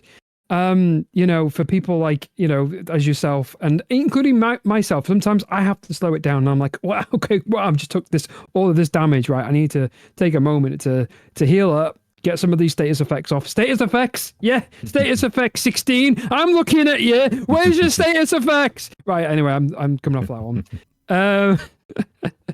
And digressing completely. Which I didn't bring 16 into this. No, I know, that's my fault. And Oh, it's just this whole game is a masterpiece, and it needs looking at for the rest of our lives. On on I'll never understand that there's people out. I mean, I'm going to completely off tangent now here, but I'm just I don't understand how people don't like this game.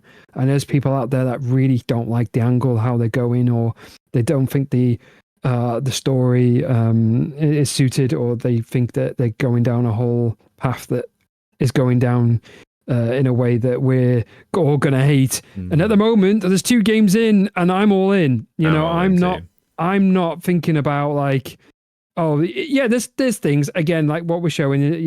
Not this fight, but well, yeah, kind of this fight, yeah, is where the ending of this was taken from us in a way that the OG did it much better. But again, you can't fault the fight. The fight itself is fantastic. There are fantastic fights. You've got the Red Dragon, which was fantastic as well. You had both the Death Walls. Oh my god, that was so good. That was so good. Knowing that you had one, the next minute you got 2 of them. It's like, what's going on? Oh my god, this game. Like the changes they made have been made for the better. Most of the time, not all the time, but most of the time they've been made for the better. Like that double wall feature boss fight blew my mind. I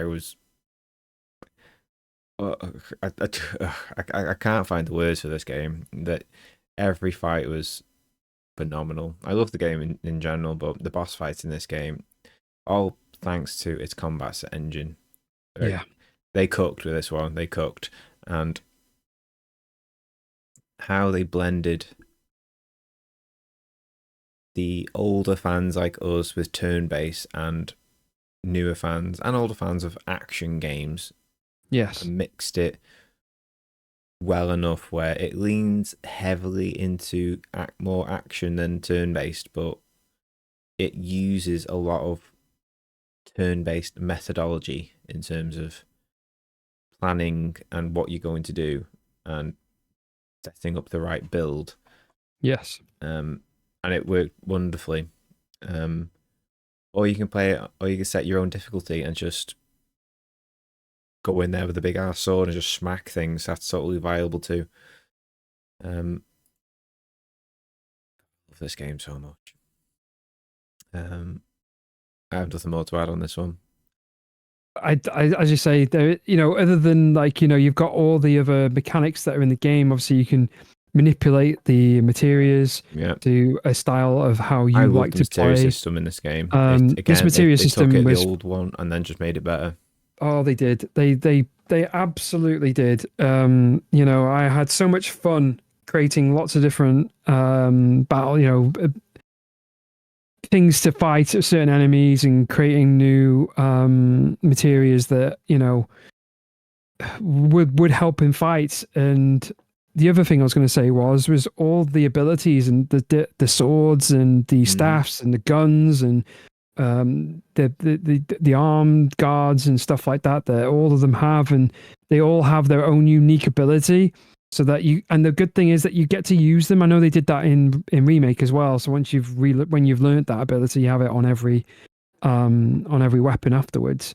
But those things just like that's so good, that you can use an ability with other things, and then you just have so many. You have your go-tos, you have your you can just create, on your own little holding, is it L2 or R2, one of them, and you have like the ability to have like your your sword weapons all on quick shortcuts. So that's how you can just play the game like you are just doing a Devil May Cry run. If you can go into this and just do a complete I'm just going to spam, but not spam, but the kind of like just have a big and not have any turn-based mechanics, and then you've got the whole point of I feel like this game is meant to be played both ways. I feel like you to get the most out of this game is you play both. Is you go in there, you spam, you get your ATB meter up, and then you're ready to go with your big moves. It's what else can you say? What else can you say? You know, even from the summonings, the limit breaks, it's all added content that just gets this game on. I mean, yeah, as you say, like it is your number one. It's hard for me to sit here and say it's not my number. It's not my number one. I'm not saying my next game is number one as well, because it has its own ways to play, and it's not for everyone's cup of tea. But this is this is it. You know, I loved Rebirth. Both me and you were absolutely the feelings after that we both had was second to none, that we'll probably never experience again, up until the third game. Yeah. And honestly, when the third game comes along, even if they just copy and pasted this one, but with the materia from the third disc, I'm fine with that. Yeah. It's my favorite combat system. It appeals to all of my strengths, and it helps me with all my weaknesses. I love it, and it's got my favorite video game story and characters and music and the remake of my favorite game of all time. I don't know how else to encapsulate it. Yeah. There it is. So, are you ready to move on to your last one? I'll move on to the last one. Now, how can I sit here? And sit in my Elden Ring chair as the Elden Lord without putting Elden Ring on my list. Now, beforehand, Bloodborne was that was the one was on my list first. And I thought about it, and there's just no way right now Bloodborne is a game for me that I'm not going to say. Okay, I'm not going to take it away. Bloodborne is a fantastic game. The atmosphere is phenomenal. The combat, but then again, insert Soulsborne game here. That's kind of what this is. But Elden Ring encapsulates all of the above in one game, and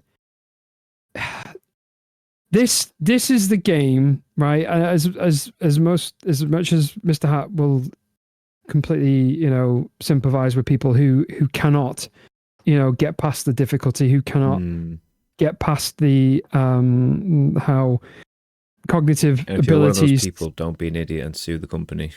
Yeah, and don't be that person either. Don't be that guy. But this is a game that is not easy. It comes with plenty. I've died plenty. Listen, I've played them all. I've been there, done that, won the top. And, it is a game that will eat you up if you don't come prepared. And again, you don't go into games, you don't go into boss battles, you don't go around a corner without expecting someone to jump out at you, right? And that's the game. This is what this game is all about. It's about being prepared. It's about having tons of deaths. That one time you get it correct, that feeling, man, when you actually win is second. Honestly, is second to none. That's why this, for me, in its own right, is number one. In all those ways, is just when you have that winning combo, when you have those dodges, when you complete those difficult boss battles. And for you to finally get that last hit in on a boss, there's nothing like it. There is nothing like that feeling. The fact is the game is playable for the rest of its life.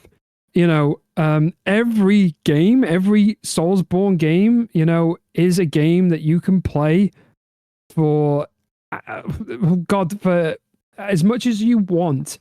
And you can have a different outcome every time, every single time, because there is so many plays to play, tons of weapons, and boss battles sometimes will throw you curves that you think, I know what's coming. Oh no, you don't. and the next thing they do something that's completely throws you off. Mm-hmm. And yeah, over time you will understand the movements, but that comes with a lot of dedication to the game, which I don't do.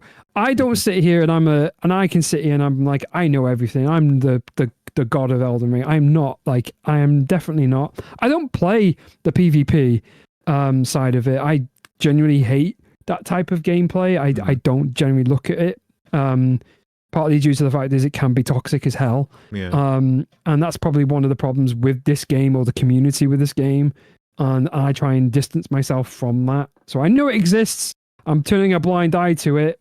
But single player for me, and you know, the generalized jolly cooperation, as a lot of Souls people like to use. You know, when you're co-oping with your friend, and you know, people always say again, like when you co-op in these type of games, it's you're making the game easy. No, you don't. You never make the game easy. The boss has more health. So the more people you add in, the more likely the boss is gonna kill one of you. You know, so there's no way. Like, there are people who think, oh, well, having two people, then it's, but they have a lot of more health. But again, as you say, you have all those games that scratches that little itch that you have. This is it. This is my itch. Because again, that moment that you're playing a Souls game, you know, you're in for an absolute treat. You know, because of again, you have to applaud a lot of the time with these type of games, especially the ones I've picked, is the level design, you know, the epic music that happens when you're fighting some of these bosses. You know, all the arts of the game, from like this, from summons that you can do in Elden Ring, for the spells, the magic, and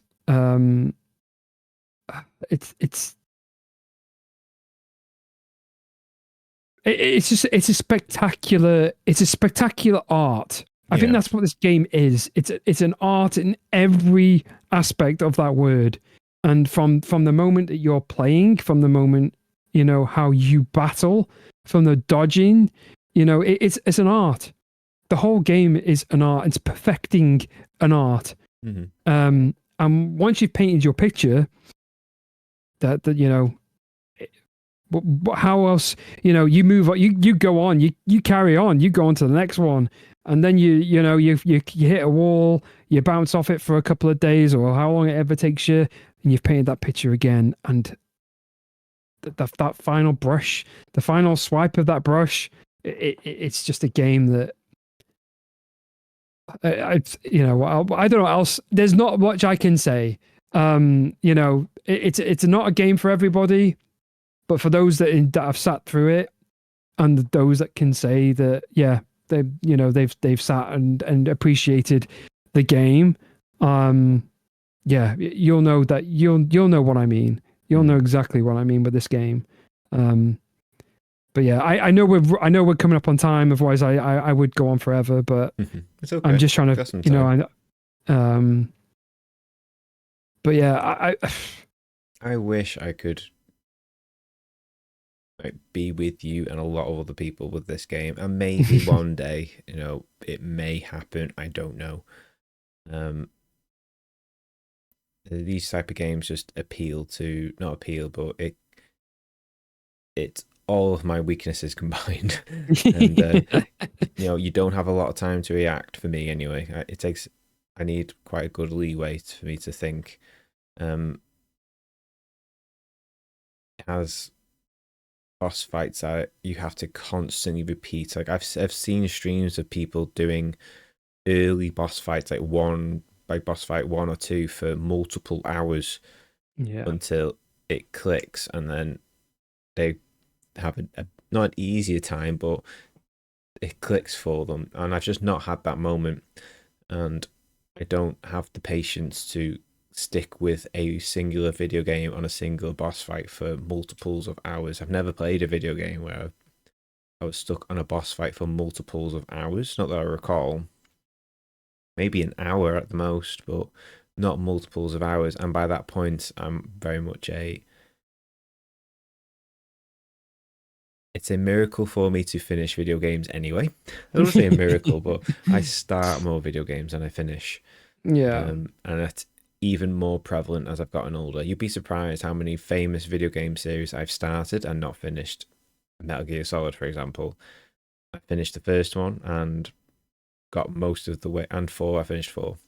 And the rest of them I've played them all, never seen the ending until I've seen them on YouTube or streams. Same with Resident Evil, same with lots of famous franchises, including the Soulsborne. Soulsborne series is one of those where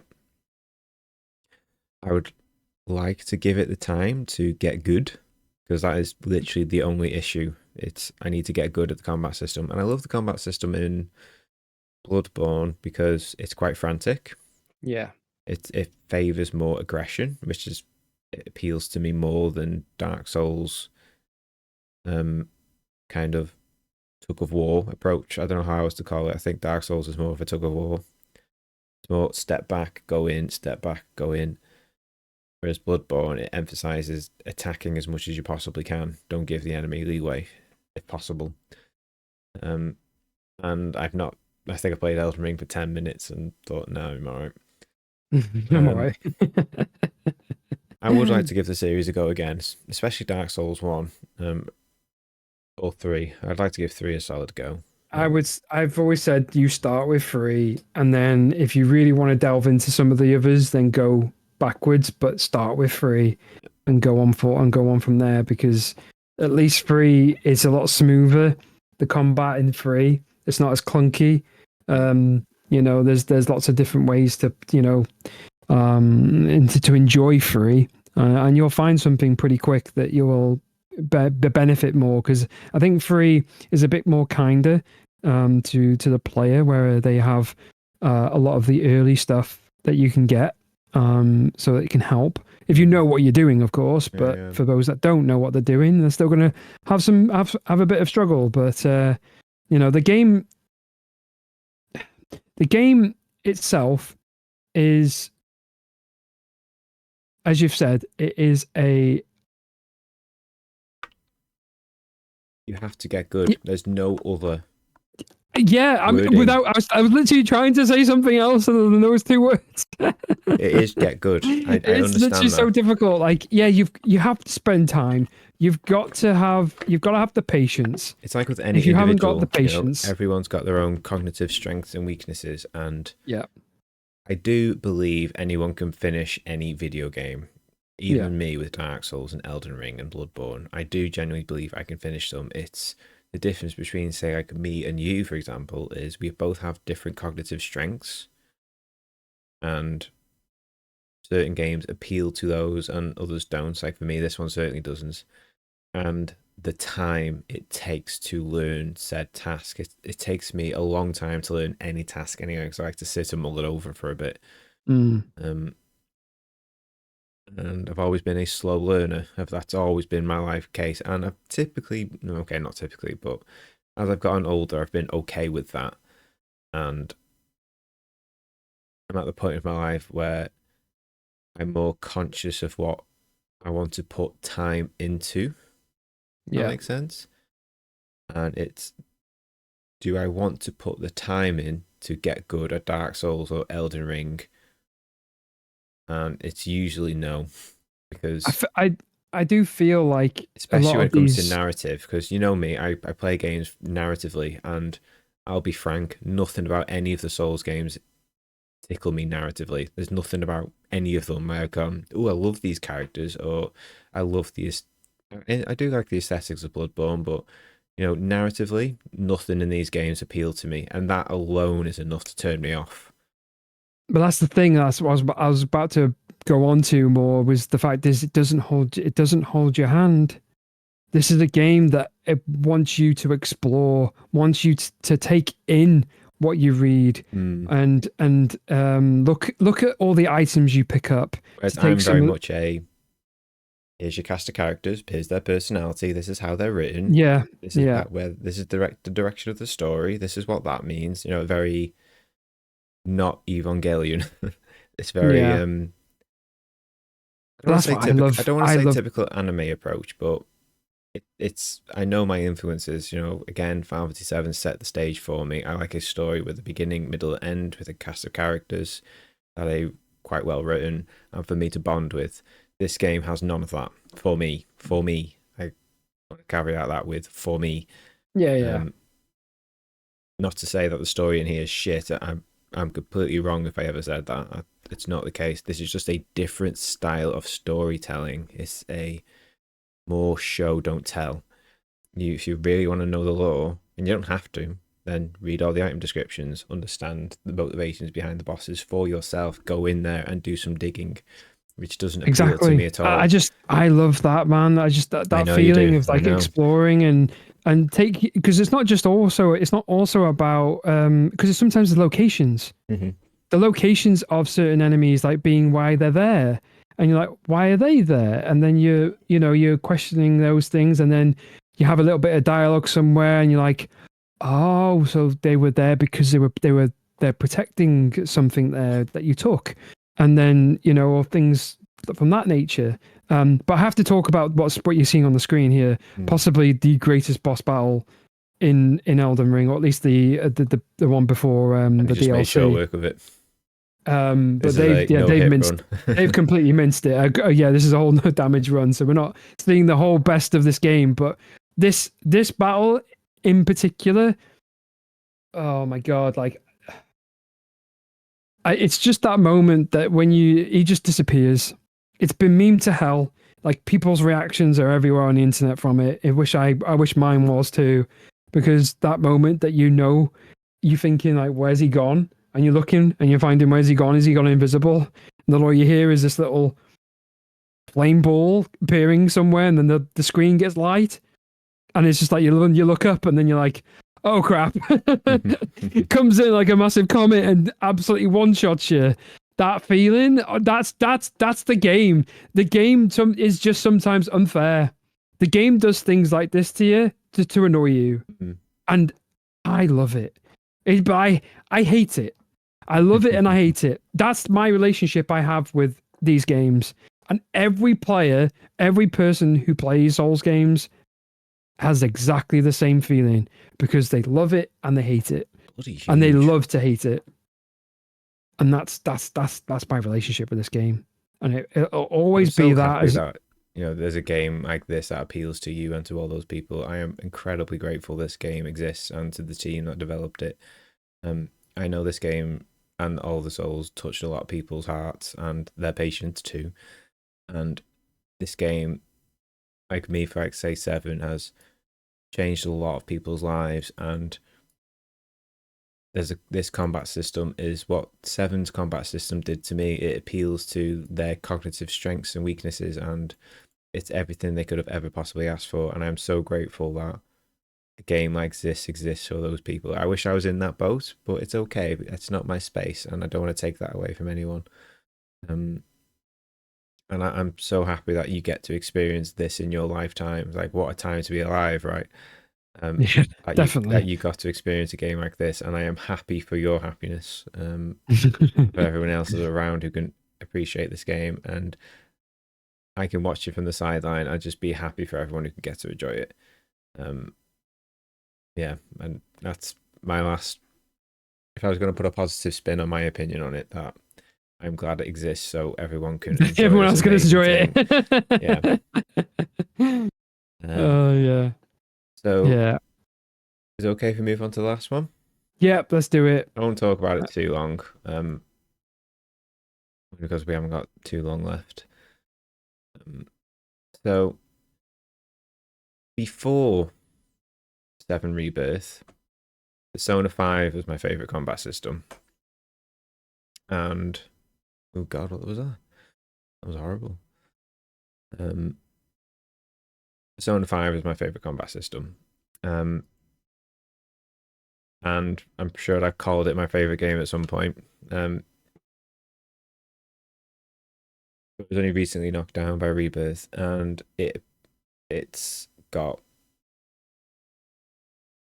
everything that this one appeals to. Every single one of my strengths and the things I like. It's turn-based combat, Gives me plenty of time to think about what I need to do.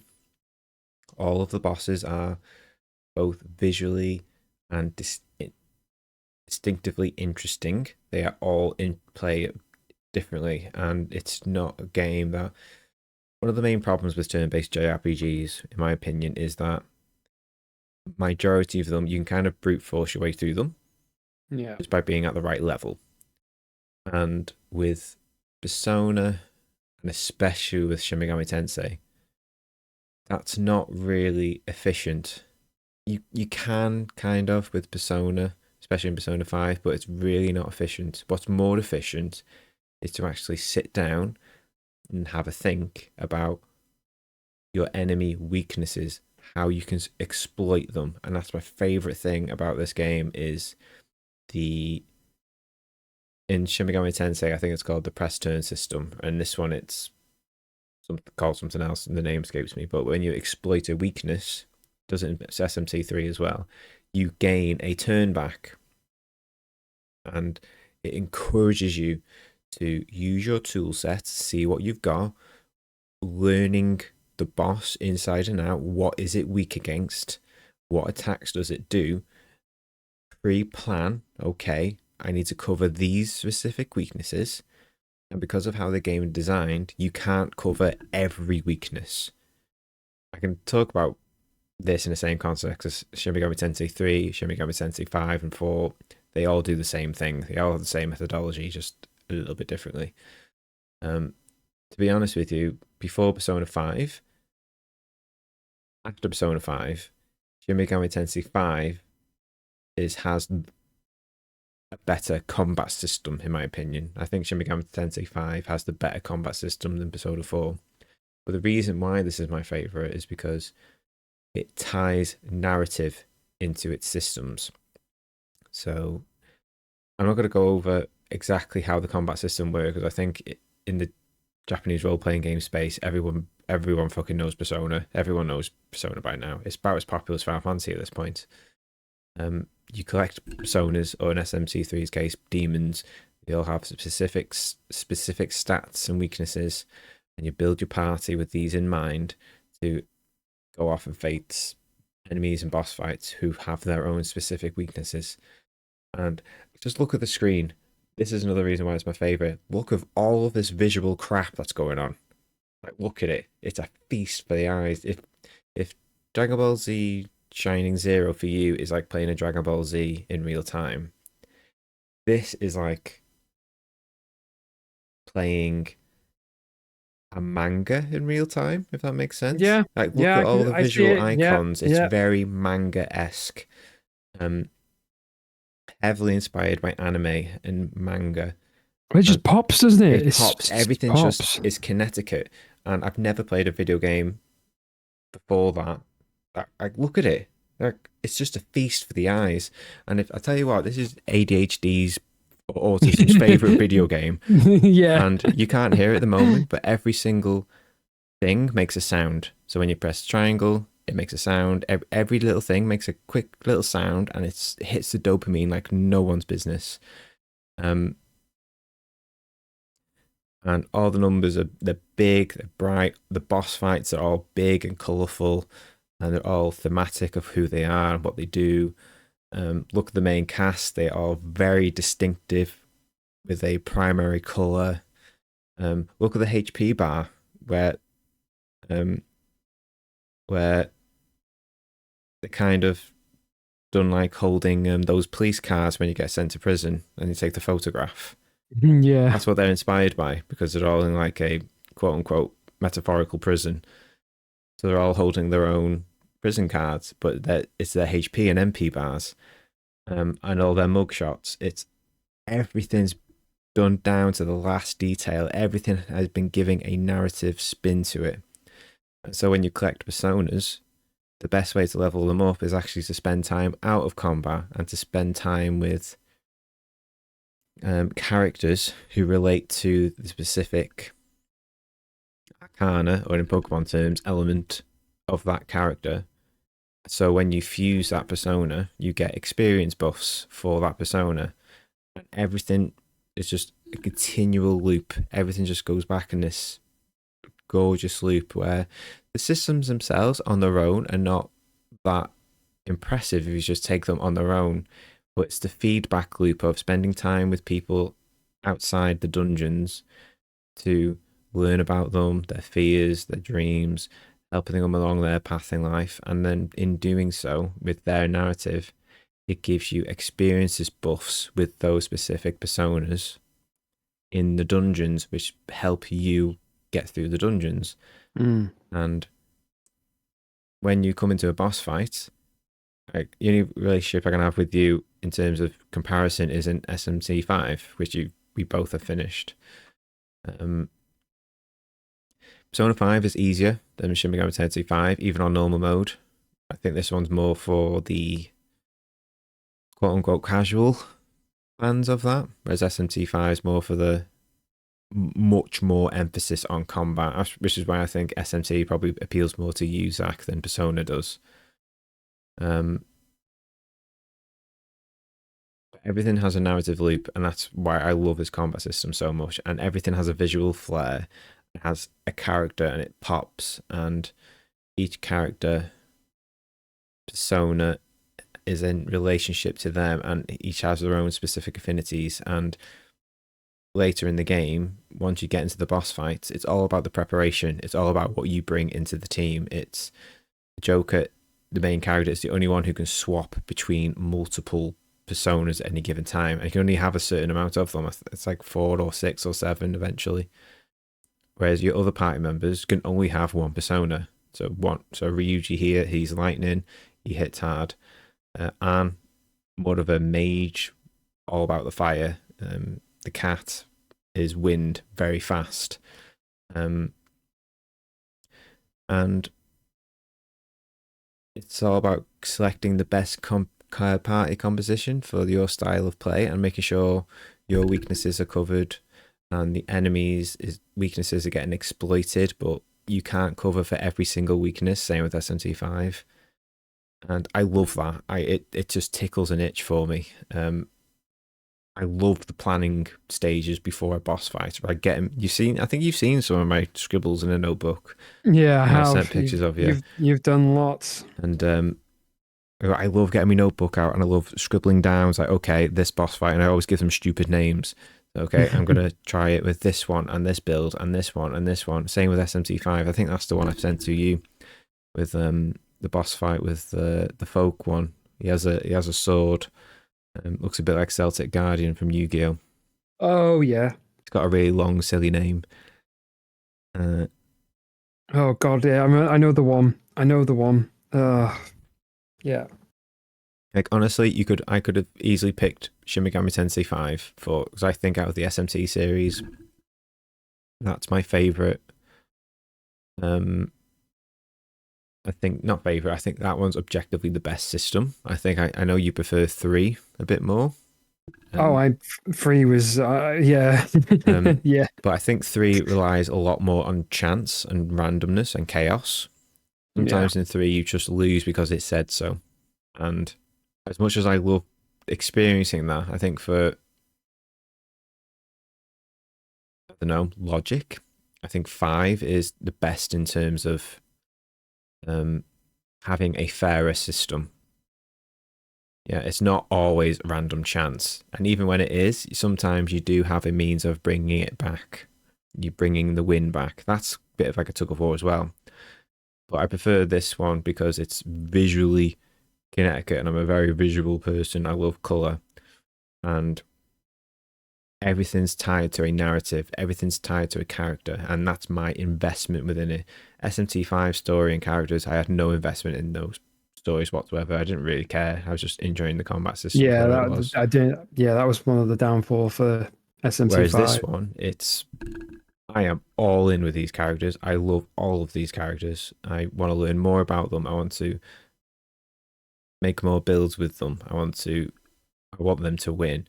And the combat system appeals to my cognitive strengths, which is pre-planning stage, and then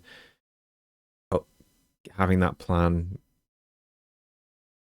played out And then when something happens where, oh, okay, I need to swap this plan on the fly, it gives me time to breathe and gives me time to reassess situations. Like, okay, this isn't working, but can I still make a win out of this? Can I still do something with this? Or I just die. And it's like, okay, that just did not work at all. I need to go back, pre-plan. And I love that shit. I've got all the time and the patience in the world for that shit.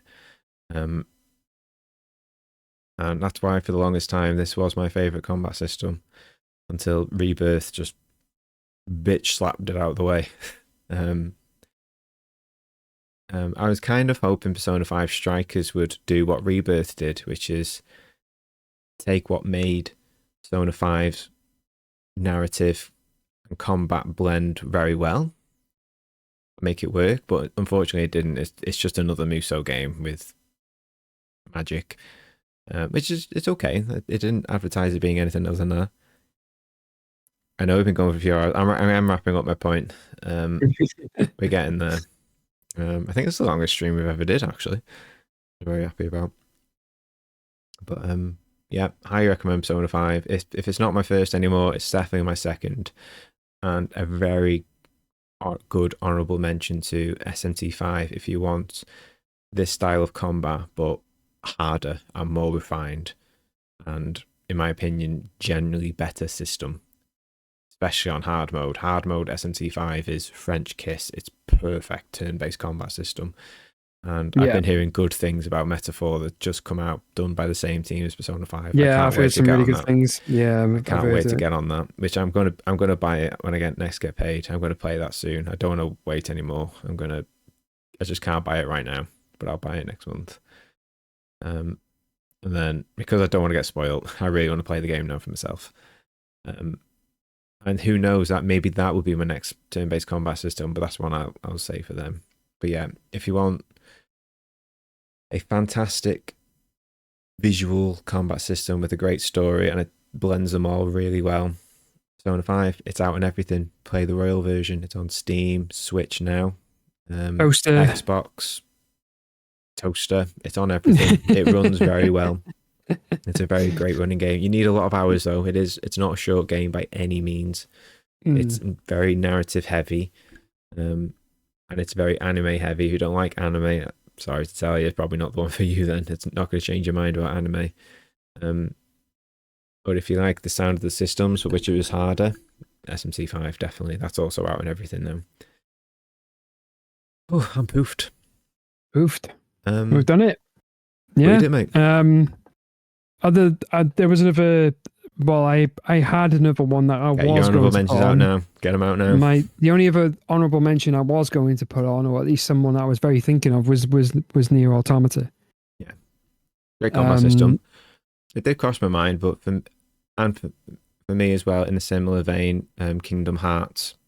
Yes, that was Kingdom also Hearts, yeah. on my list as well. But I enjoy them like how you enjoy Dynasty Warriors. They're kind of just button mashy, brain deady things. Yeah.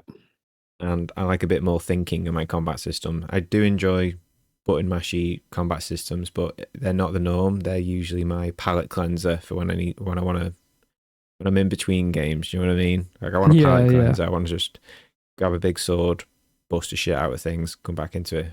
And Nier was that until it became one of my favorite games of all time. Yeah, I wasn't expecting it to. But, yeah, you're right. I give Nier a good honourable mention. Any more? I had Spider-Man. Oh, really? Yeah, Spider-Man was up there. The newer one? Yeah, the new one. Yeah, Spider-Man 2. Just because, again, I had very clean, very... You mentioned that. Swinging animations and, going into combat with enemies. And, I guess it all came from the Batman games of the Arkham. That's where I was just about to say. Funny you mentioned that, because one of my honourable mentions was Arkham Asylum. Yeah, because that kind of is the whole, that because game it tells did it really you what well. button to press. Yeah. Yeah. Yeah, I mean, Matt mentioned it as well. There you go. See, I mean, we kind of have to mention the Batman stuff. Even though it wasn't a game I really much played, I wasn't really much of a, I'm not much of a DC fan. Love the combat. But I know that they've had a, good representation going forward. So, I understand that they were there the earlier stages of it, and now we got Spider-Man and lots of other games. The other one I was going to mention was God of War, but not the newer ones, the older ones. You mentioned that to me a while ago, didn't you? Yeah, the older ones are by far better. I not saying that the new ones aren't fun or whatever, but they've got I prefer the old style God of War games. They're the combo, the wacky combo ones that you can do. But yeah, I mean, there's probably several more that I could probably we can go put on on, forever but with honorable mentions, and there is a lot. Like 5 is quite hard to distill, and like my honorable mentions, I was going to say Arkham Asylum, Final Fantasy X, Shin Megami Tensei 5, Grandia 2, Lost Odyssey, and Orphan Sign of Sorcery. And I could list these for days. I could, Yeah, and they're all important to me for different ways. Chaos Legion is another one. But it's easy to rattle off honorable mentions, and when we could spend multiple podcasts talking about favorite combat systems and 5 certainly isn't enough, but I kind of wanted to limit it to 5, so we have to really think about which ones are actually important to us and why they're important to us. So I wanted to bring it to kind of like a final question to present to us. Looking at the 5 games that you brought tonight, what do you feel like is the common theme between the games that you have chosen for your combat system? Right? What do these combat systems tell you about yourself and your own tastes? Why you've picked these ones in particular? Because if you look at both of our lists, there's definitely a certain theme running through it. There is a theme, yeah. Which maybe we haven't totally talked about. So what do you think is your theme? I think the main, I don't know, possibly. I mean, other than the obvious, which being,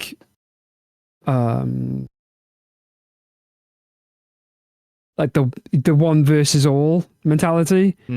I think that's kind of yours are very much single player ones. It is very single. That's very interesting. You mentioned that. That's interesting, and I'll tell you why. Just quickly as well, because I only when you were thinking about games that one game I'm actually thinking that actually, do you know what? Could with a bit more time, I might have actually put it on the list. But Valkyrie Chronicles. Oh my god, yeah. On the PS3. Yeah. That was a fantastic combat system. I forgot all about that. That was great. That was fantastic. See, there's so many to list. At the time, there was nothing like that. No, there wasn't.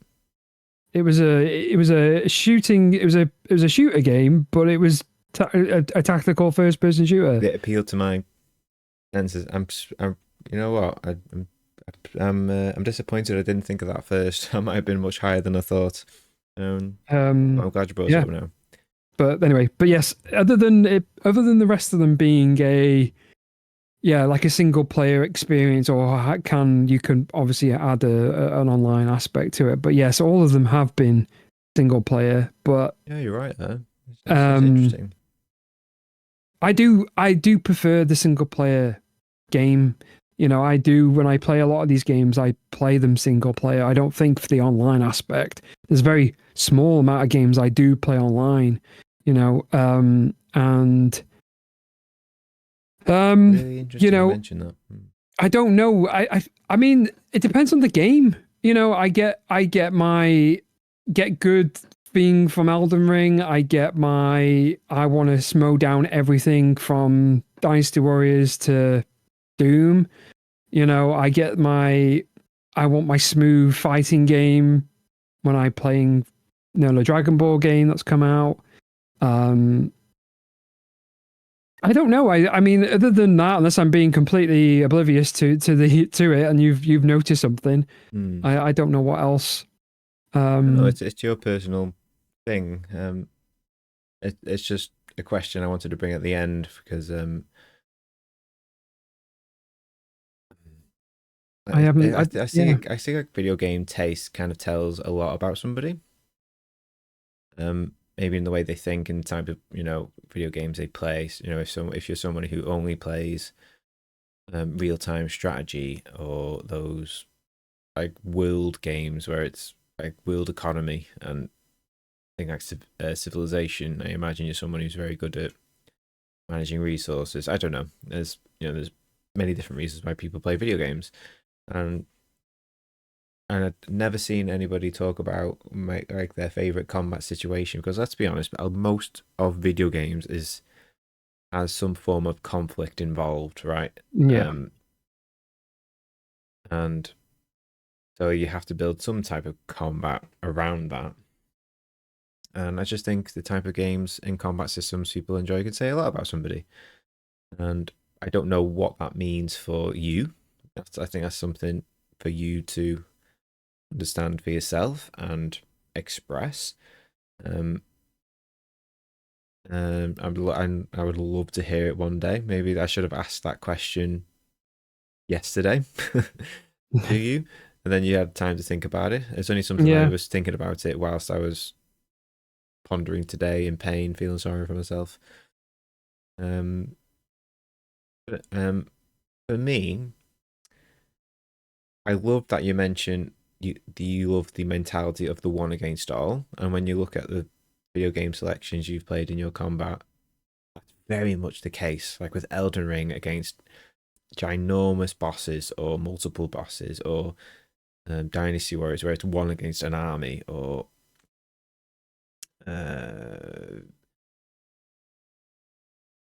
Doom against hordes of demons. And for me especially,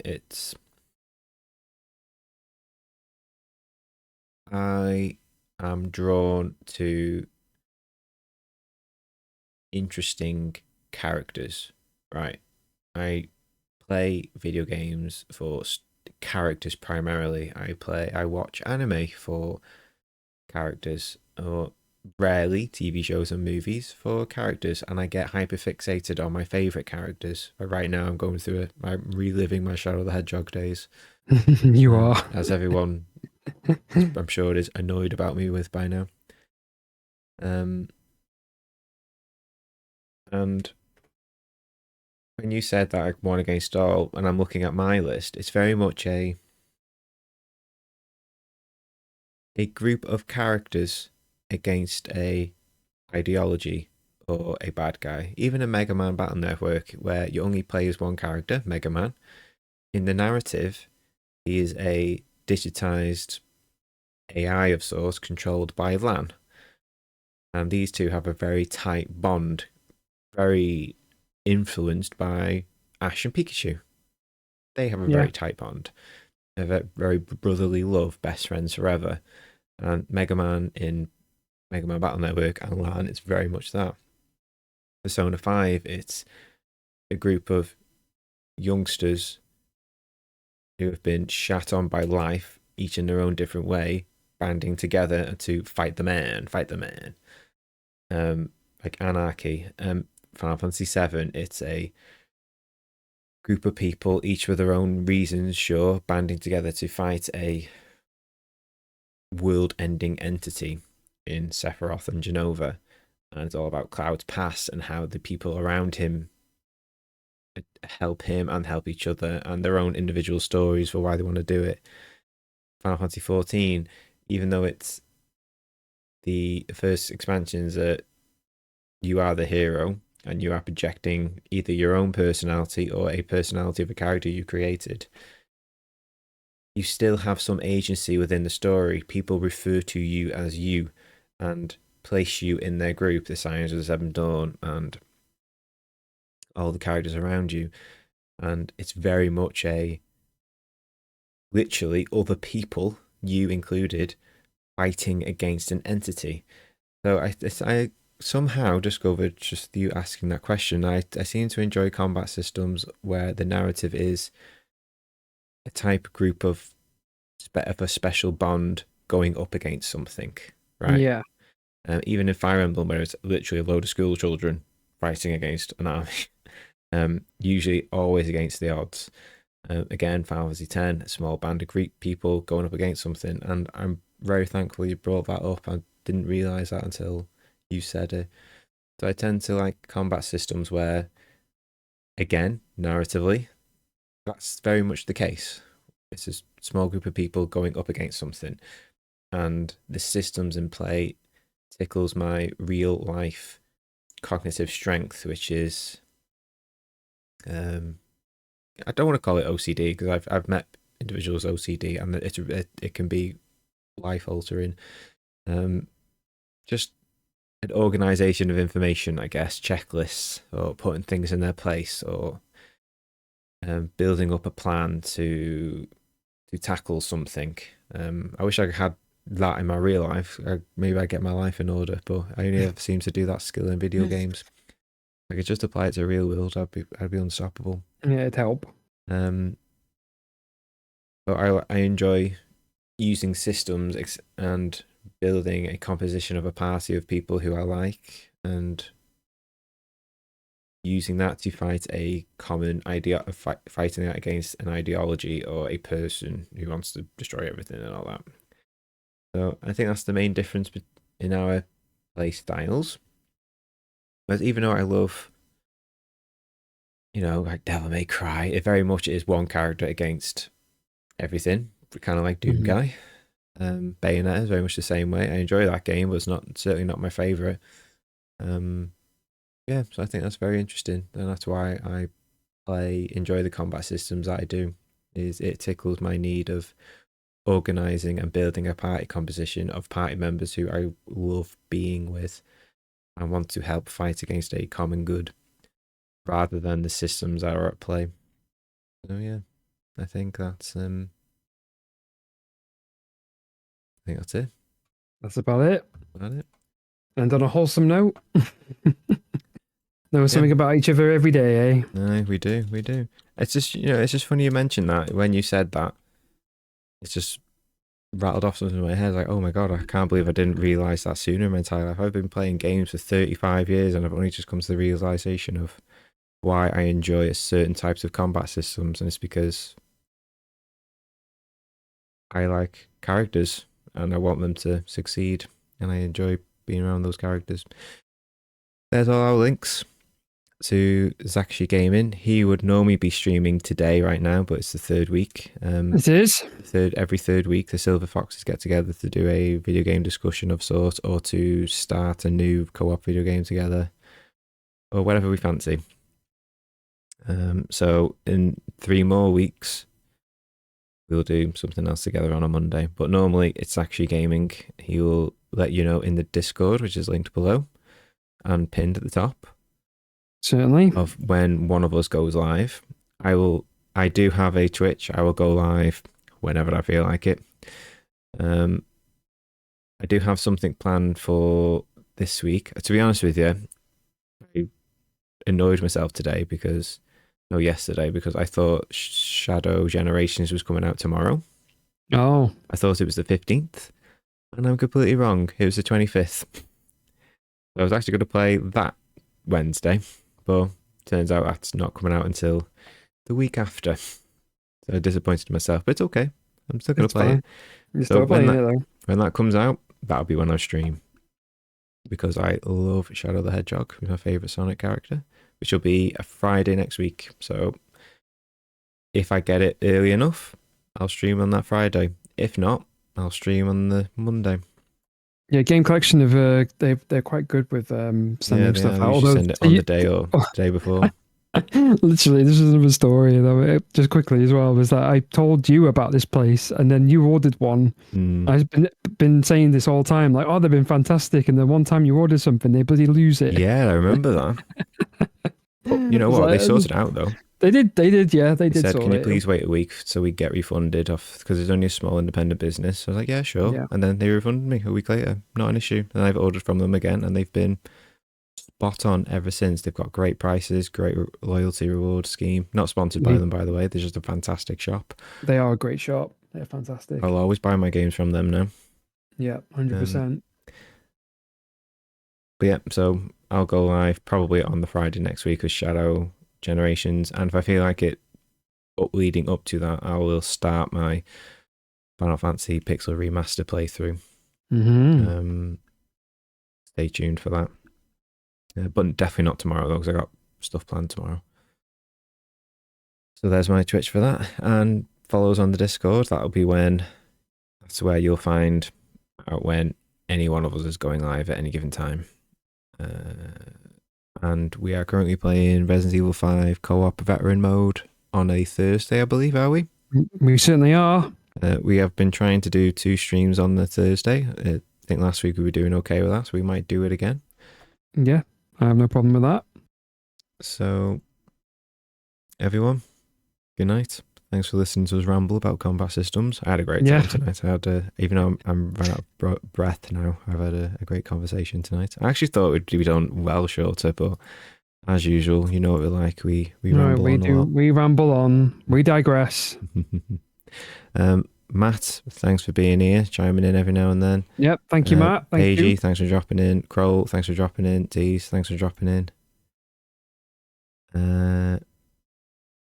Right. Oh yeah, you sent me a link before, didn't you? The Discord thing. What was that? Oh, it was Gigahertz giveaway. Oh, I know them. I'm very familiar with Gigahertz giveaway. I stopped doing those now because I have. I'm not into lotteries anymore or giveaways. But I did do them for a long time, and it's because of you, Matt, that clocked me onto them. They're very good. They are very good. You get some fantastic odds with a lot of their prizes. I definitely recommend them. Right, I'm going to go because it's time for me to go. Everyone, good night. Zach, do you want to say your goodbyes? I will do. Thank you all for being here. Again, being with the Silver Foxes. I will be back hopefully next Monday on my Twitch, but I will be stay tuned to me and Mr. Hat here on a Thursday playing Resident Evil on the Silver Foxes Gaming on this channel. So make sure you're tuned in for Thursday at around 12 o'clock, and I will be on time this time. I won't be sleeving Pokemon cards, I promise. And thank you again, and I'll smell you all later. Bye, everyone. Bye.